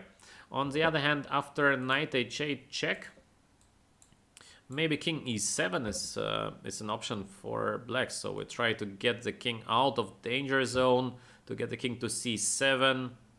So yes, maybe knight h8, king e7 in case of long castle. Now I believe queen g8 looks quite possible. Check on h8, there is king to f8, and white, I think, has nothing better than to repeat the moves, and Firouzja needs a win. Firouzja needs a win. Draw is not enough for white. So I'm not sure. I'm not sure what actually Firouzja is planning to play next. Most possible knight h8 first, so we avoid this queen g8 idea. And in case of king f8, now long castle, but maybe king f8 is the wrong approach for black, and king to e7 is a better one. So to get the king to c7, we will see. We will see how the game is going to continue. Maxim Ashilograph against Naiditsch. We are facing an endgame, and as well here Maxim needs a win. He made a draw in the first game, he lost the second game, now we're on game 3. The match of yesterday ended up in a draw. So Maxim needs a win with the white pieces. In case he makes a draw now, the next game he is facing Giri with the black pieces. And we do know that Giri is just so solid. It is so difficult to win a game against Naiditsch in case you are facing him with the black pieces. Right now, rook d7 is not possible because of knight d5, so the bishop on c4 is hanging, rook on d7 is hanging. I don't think white is doing better. So in case we're not playing rook to d7, it would be nice to get the bishop somewhere over f1 to g2. So bishop on g2 is going to be a very powerful piece. We should not underestimate this. Pawns on a6 and b7, they might get weak. They might get very fast in quite serious trouble. So from personal opinion, I believe Maxim Ashilograph is doing better here with the white pieces. I think white is doing better, and I think he has quite decent chances to get Giri in trouble. Bishop f1 looks very solid. We have this idea knight a5, knight c5, so I think white is better, and it's gonna be eventually not so simple for Giri to hold this position into a draw. The time will show. Let us go back to Levan-Aronian against Magnus Carlsen. We have the move a4, which I personally do not favor. I think it is not a typical move for Berlin. Sometimes we do see idea a4, a5, but I think right now Aronian had better things to take care of than to play a4, a5. Knight f5 by Magnus Carlsen. As we know already, in Berlin it is so good for black to change pair of knights. Aronian is avoiding it, of course he knows it. Bishop c5 check as expected. King f1, h5, perfect. h5, very nice play by Magnus Carlsen. It is so useful to have the pawn on h5. g4 is never possible. You might get the pawn to h4. Even then we have this rook h5 somewhere. h5, very, very useful move for black. Knight to e4, bishop to e7, king to f2. In my opinion, black reached a very comfortable position for a Berlin game. I think black is fine. Maybe there is bishop g5 somewhere, but even after bishop g5, black might just take on g5, king to e7, and I believe the positions are very close to be equal. So we see Magnus playing c5 with the idea of bishop e6 or bishop c6 next, depending what Aronian is going to do play next. As well, we should not forget sometimes we have the ideas of playing f6. It looks very strange to play f6. On the other hand, it is not, because we get the king out to f7 after the move f6. Yes, we still have a very complex position, and Aronian does play this move bishop g5. We expected it a little bit, now it's getting even stronger because bishop take e7 and knight takes c5 is possible. But in my opinion, black is still okay. I would be not too worried here with the black color. Maybe I'm making a mistake by saying it, but from the feeling, I think black is doing fine. We always can just take on g5. Now we have this knight f7 threat because d7 bishop is hanging. On the other hand, we have the idea of playing rook d8, king to e7. Next, we put the bishop to e6 or c6, depending what white's play is going to be next. And I think we are in the area of approximately equal position. Maybe white is doing slightly better, but maybe, only maybe. And in case of change of the bishops, black rook over h6 can get to b6, can get to a6. So we have a bit of counterplay. Let's see, Jan Nepomniachtchi against Hikaru Nakamura. We see some pieces got changed. We have a monster bishop on g7. On the other hand, the black king might get in some perpetual check. Nakamura, of course, without any risk of losing this position, but he does not care any longer. He lost the first two games. He needs a win. He needs desperately a win with the black pieces, and I think it's possible. It is definitely possible in this position. I think objectively black is doing better already. We have some weak pawn on f2. The knight for the moment is on f1. In case Nepomniachtchi gets the knight over, wrong arrow, over e3 to g4. In case this is something that Nepomniachtchi manages, knight e3, knight g4. I think white is doing fine after knight e3, knight g4, but these are two full moves, so very hard task to get this knight e3, knight g4. b2 pawn is hanging. Not easy for Jan Nepomniachtchi. What actually he should play next? In case of rook b1, there is, I think, queen f5. Rook b1 is under attack, and queen take f2, so the game is over. Jan Nepomniachtchi is facing serious problems against Nakamura, but on the other hand, we know how inventive Nepomniachtchi is. He's very creative. He finds sometimes very beautiful ways to escape. So the game is far from over, but Nakamura with decent chances for a full point, and it would be so important now to win with a black color. Then Nakamura in game 4 with white, maybe another win, and then we are seeing Nakamura playing blitz games, and all of us, we do know how strong Nakamura is in blitz chess. I think he should be favored against Jan Nepomniachtchi if it comes to the tiebreak, if it comes to blitz chess. Okay, let's see. Firouzja, what is doing Reza Firouzja? We have Firouzja with the move e4, knight h8, king e7. So more or less we did expect this position to come. And long castle, so Firouzja is going for d5. I believe objectively black should be fine, but we are in a rapid game. Firouzja plays all in. He needs a win, and it is so difficult for Wesley So to play perfectly. Wesley So with just 4 minutes 30 seconds on the clock, and Firouzja still with 7.5.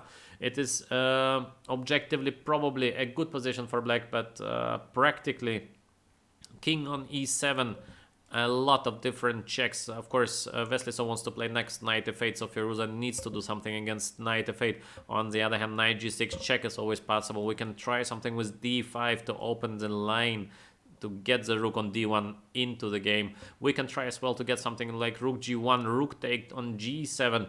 A lot of different options for Firouzja.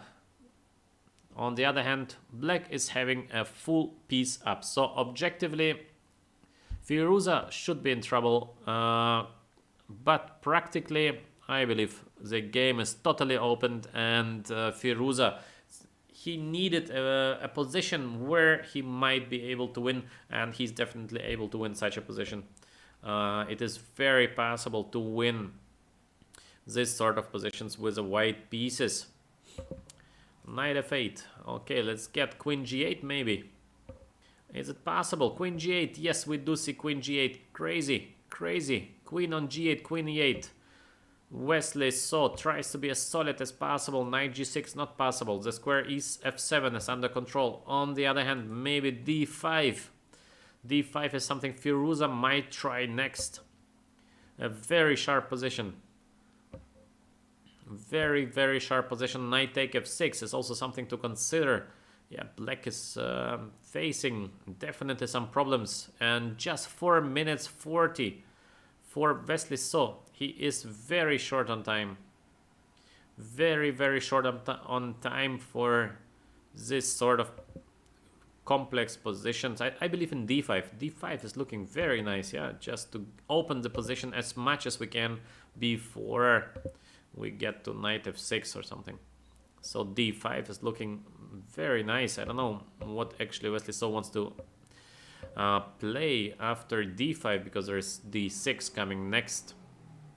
It looks so dangerous. Maybe something like bishop d7, but I think the attack of Firouzja is now really dangerous, super dangerous. Yeah, beautiful, beautiful play. Knight e4 just, and this idea of playing queen g8, yeah.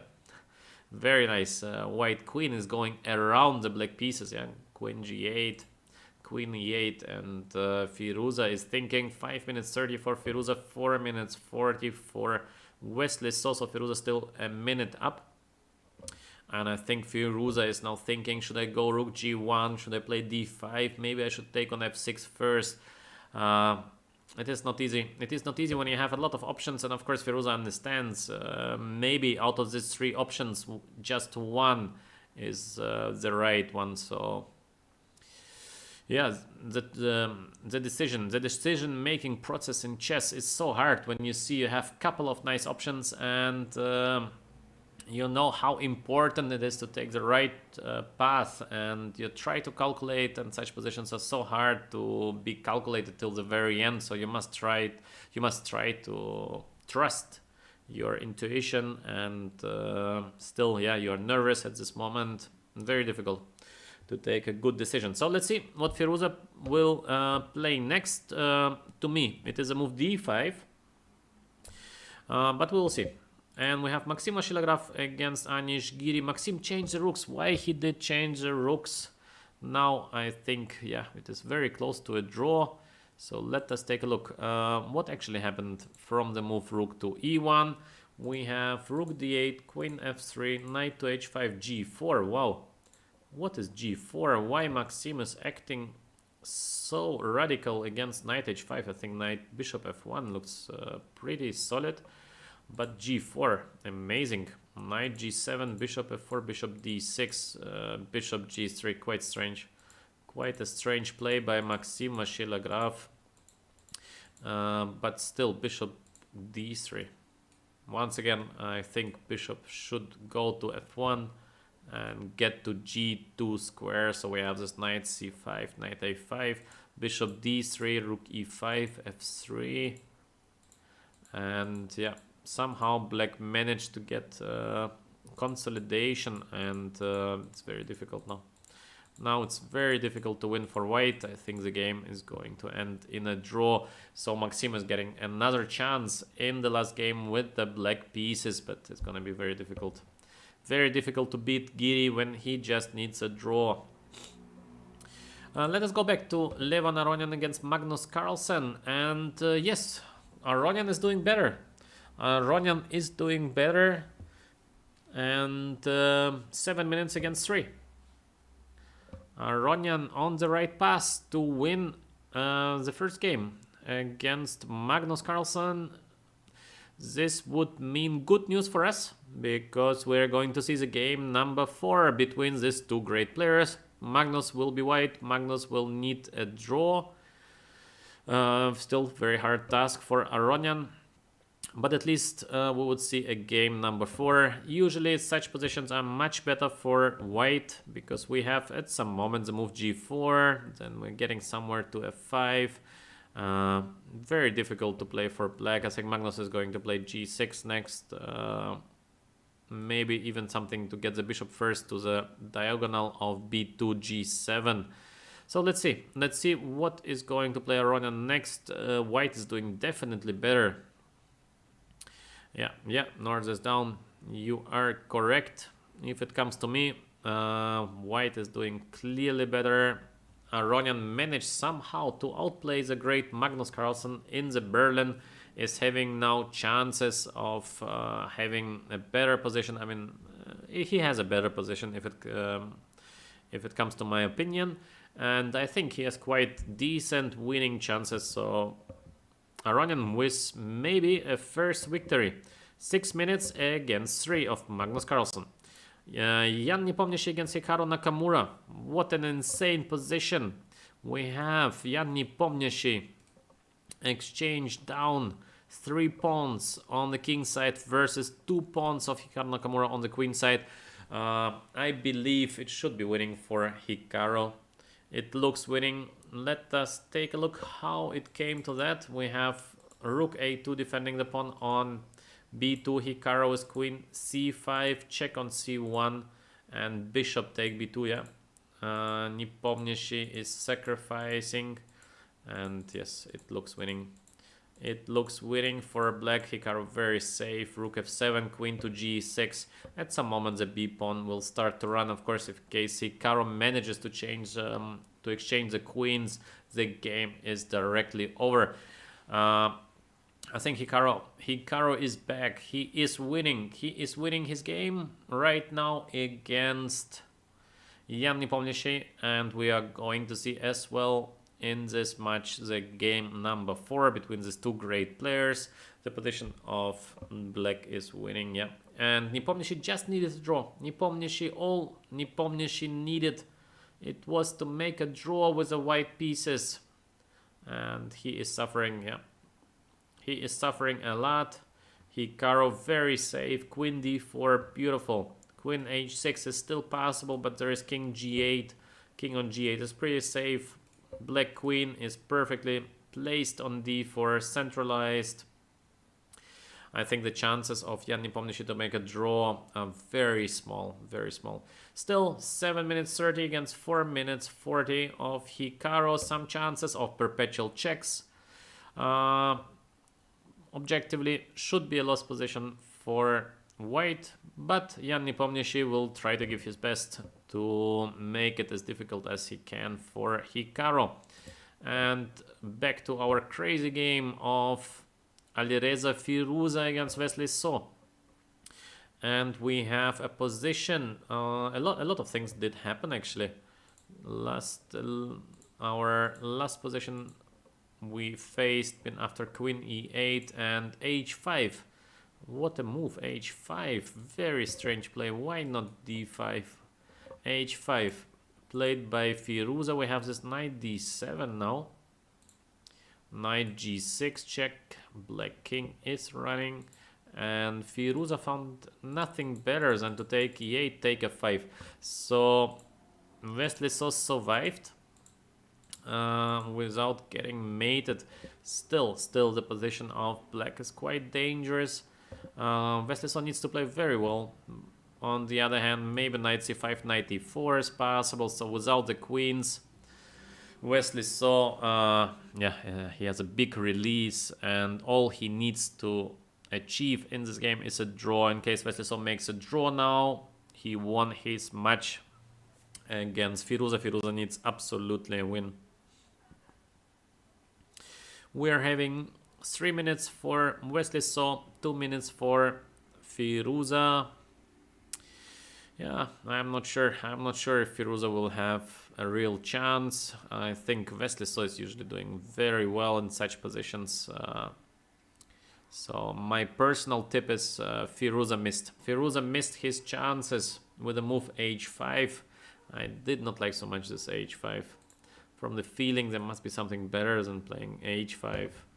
My personal guess is d5, but of course it is easy. It is easy to guess when you're sitting home and not playing your own game. So yeah, let's see. Let's see what happens next. So we have knight c5 and knight to e5. Firouzja tries to get the knight to f7. Very normal. Black will get his knight to e4. My personal tip, as I mentioned, I see no big chances for Firouzja to be back. I think the match is very close to be over. It is going to be very difficult for Firouzja to win the particular position. Maxim Vashilagraf made already a draw, so we're going to see game number 4 between these two players. It is 2-1 for MVL-Giri. MVL-Giri next game with the white pieces. He needs a draw to get to the half finals. Let us check the last moves of the game. Yeah, not much did happen. Massive exchanges, and of course it is just a draw. Okay, Maxim had maybe some chance, but he missed it. Next game with the black pieces, Maxim needs a full point. Carlsen-Aronian against Magnus Carlsen, and Aronian playing solid. Magnus with the move c6. Is it possible that Aronian did blunder the move c6? Still it's looking... just let me check if there is something like knight d6, f5. It's looking nice. It's looking nice for white. Hard to imagine that maybe rook d6 also. Is it really possible that this position is really good for Magnus? It would be amazing. So rook d6 is probably not working because there is rook take d6 and we take the bishop on d4. Next move is c5. So black is winning. There is no rook d6. In case of knight to d6, I guess there is king to f8. Yeah, looks solid. So still c take d5. And in case of f5, probably rook h6, the white rook from d5, still without squares. On the other hand, there might be something like f6, there might be some other. Bishop e3 is possible, but very uncertain. How to evaluate the position after bishop e3 might be anything. Very complex position between Aronian and Magnus Carlsen. So we will see. Nepomniachtchi against Hikaru. Amazing. It might be a draw. It might be a draw right now. Hikaru has missed something. Let us take a look what Hikaru has missed. Queen e6. With the idea of check on h6. King f8. Check. Queen g5.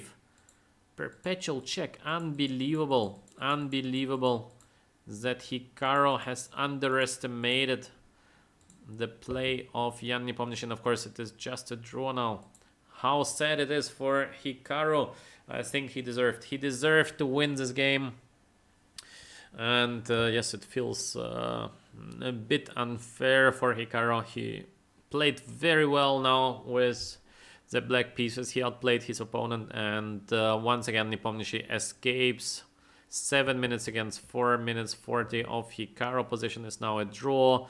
Of course, black will try to push his pawn towards c2, c1, but the white pawn is running as well very fast.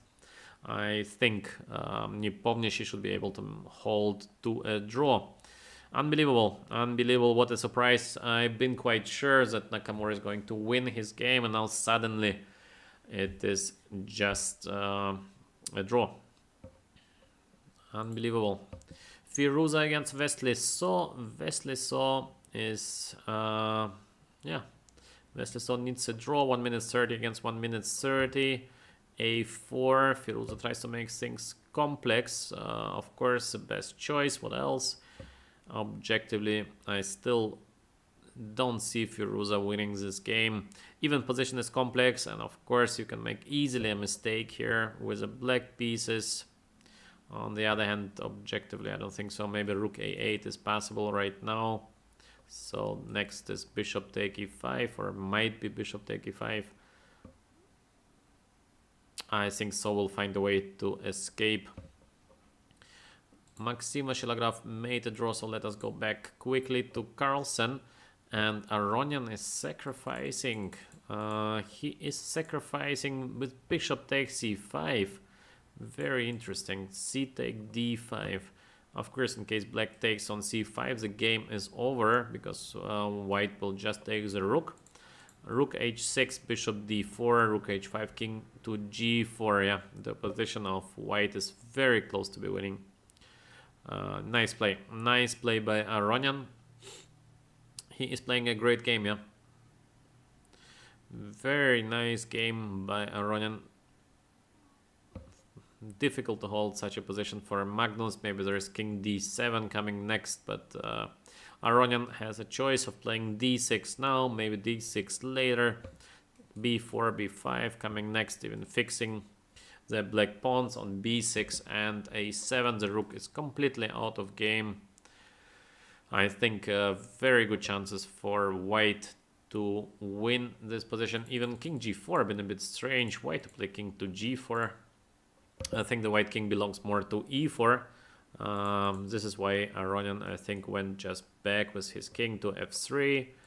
Magnus, as expected, on d7, knight to d2. So Aronian is getting his king to e4, which is normal. Of course, the white king belongs to e4, centralized square. Maybe Magnus will try at some moment to get this f5 push, but still very hard to imagine that black is able to hold this position.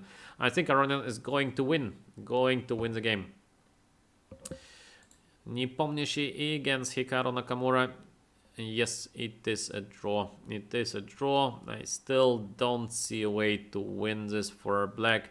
I feel a little sad for Nakamura. He deserved to win this game. Yeah, once again, Nepomniachtchi being very tricky, escapes. Chess is a tough game, yeah. Chess is a tough game, especially on the highest level. You must be focused. Your every mistake is getting punished. Firouzja against Wesley So. We have a very tactical battle. Still is getting very sharp. So we have this b5, a4, knight f2. The rook on d1 is hanging. Rook h6 by Firouzja. King c5. d6. Wow.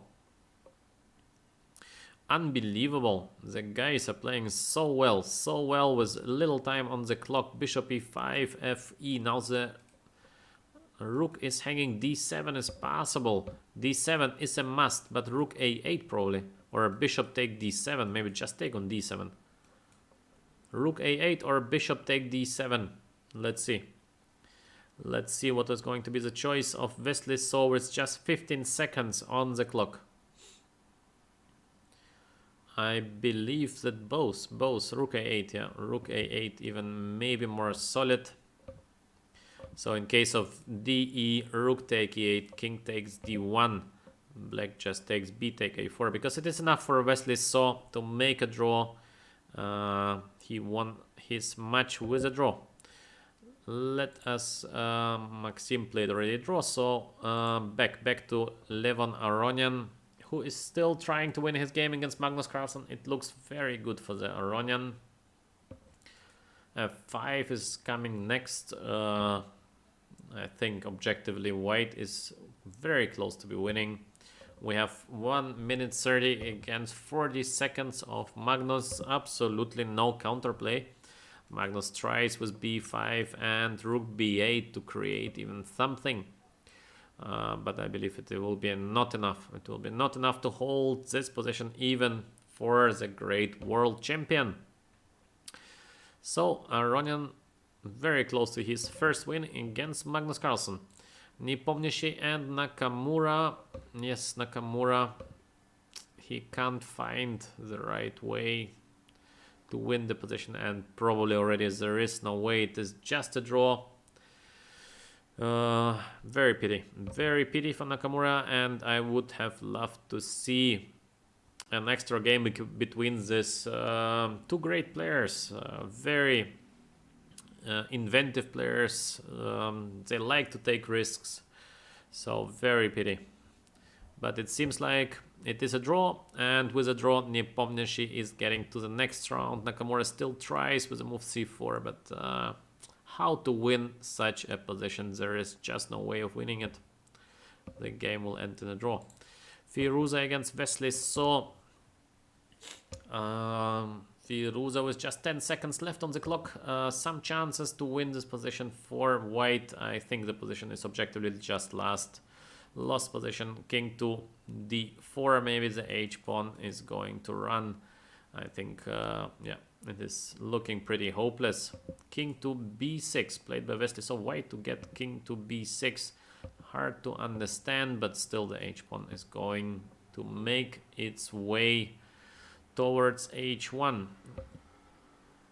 Wesley So with 30 seconds, enough time on the clock. We see h4, h3, h2, and there is always the move bishop c6.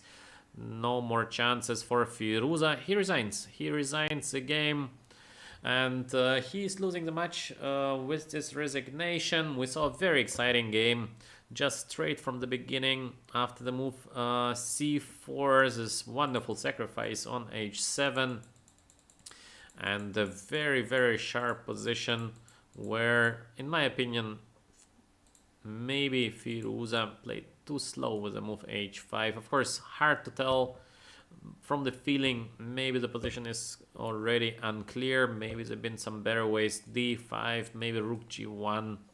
After h5, we are entering this endgame, and from the feeling, the endgame should be okay for black. Maybe f4, something else than f4, but of course it's hard to tell. It looks okay for black. Black needs just 2 moves to get the rook into the game to be okay, so maybe Firouzja underestimated this endgame. And Nakamura is still fighting. No, it is a draw. With this draw, Nepomniachtchi is pathing to the next round. He played today great. The first 2 games, great victories. In the 3rd game, he's been a little lucky now to save to a draw. All in all, great match between 2 players. Yesterday they made a draw, and today Jan Nepomniachtchi with a win in the first 2 games, pathing to the next round, holding to a draw in the 3rd one.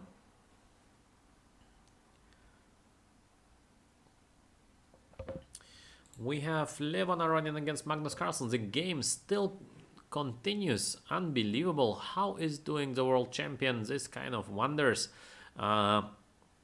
It's been looking completely lost for Magnus Carlsen. Now suddenly he has some chances even. Maybe it is still a lost position, but there is bishop h2, some sacrifice on f4. He might get some extra pawn somewhere. Little chances for the world champion to escape into a draw. In my opinion, he had completely hopeless position, and suddenly, in case of king h3, rook h8 check, and king take d5. What is Aronian planning to do after rook h8 and king take d5? A little strange. King g2 probably. King takes d5. Suddenly the things are far from easy. e6 is hanging. Knight d4 by Aronian. In case king takes d4, there is bishop f6 check. So bishop take f4. Is there bishop take f4? Is it possible to take on f4? King takes, rook f8 check, king to e3. No, it is not possible. But on the other hand, maybe just rook c8, or no, Magnus takes. So probably it is possible. Even I don't see what he wants to play after king takes f4. He just takes the pawn. Of course he gets the pawn, and then he gets his king to a8. So it is a draw. World champion is saving his game into a draw. He had a completely lost position. Aronian played so well the endgame, and now it is just a draw. The black king is getting to the a8 square, and that's it. The game is done. Magnus Carlsen is getting to the half final by holding a completely lost endgame against Carlsen-Aronian. But all in all, Magnus played amazing chess yesterday. Just amazing moves today. He played very well, except this game 3, where I think he could have done a bit better. He been sort of outplayed by Aronian in the Berlin, and having a winning position, Aronian let the Magnus Carlsen escape. to a draw. Yeah, what to say? What to say about this? Of course, very pity for Aronian, but yeah, once again, we see absolutely top level chess. Yeah, the guys are playing so well. Every mistake is getting punished, and Magnus Carlsen is in the half finals. Jan Nepomniachtchi is in the half finals, and we have just one pair of players who are going to play round number 4, and it is Arkadij against Maxim Vasilograph. So we have 3 winners: Magnus Carlsen, Jan Nepomniachtchi, and Wesley So, and 1 game to go. Arkadij versus Maxim Vasilograph, and Maxim needs a win with the black pieces. Let's wait for the game to start. I guess the game is going to start pretty soon. And yes, maybe it's the last game I'm going to comment on my channel, on my Twitch channel. So guys, I hope you enjoyed my commentaries on the Lichess channel.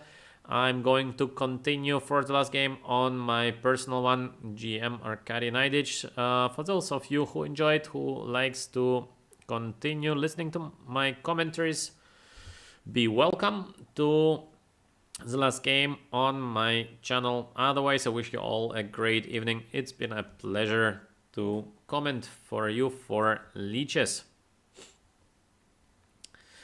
No joke, as usual, very strict. Nobody leaves. No joke, please help me with a rate.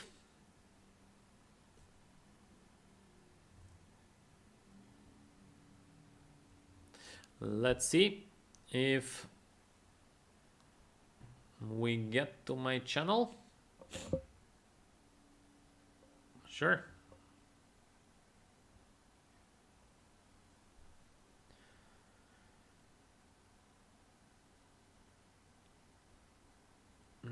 Yeah, North is down. Yeah, absolutely correct. Yeah.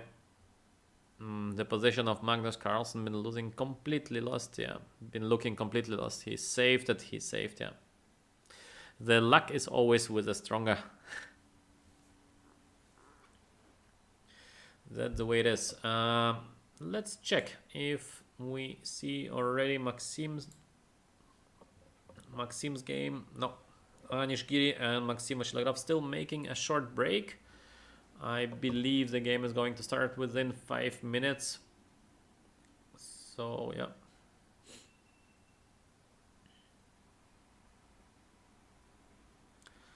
Okay, no jokes. So do you think the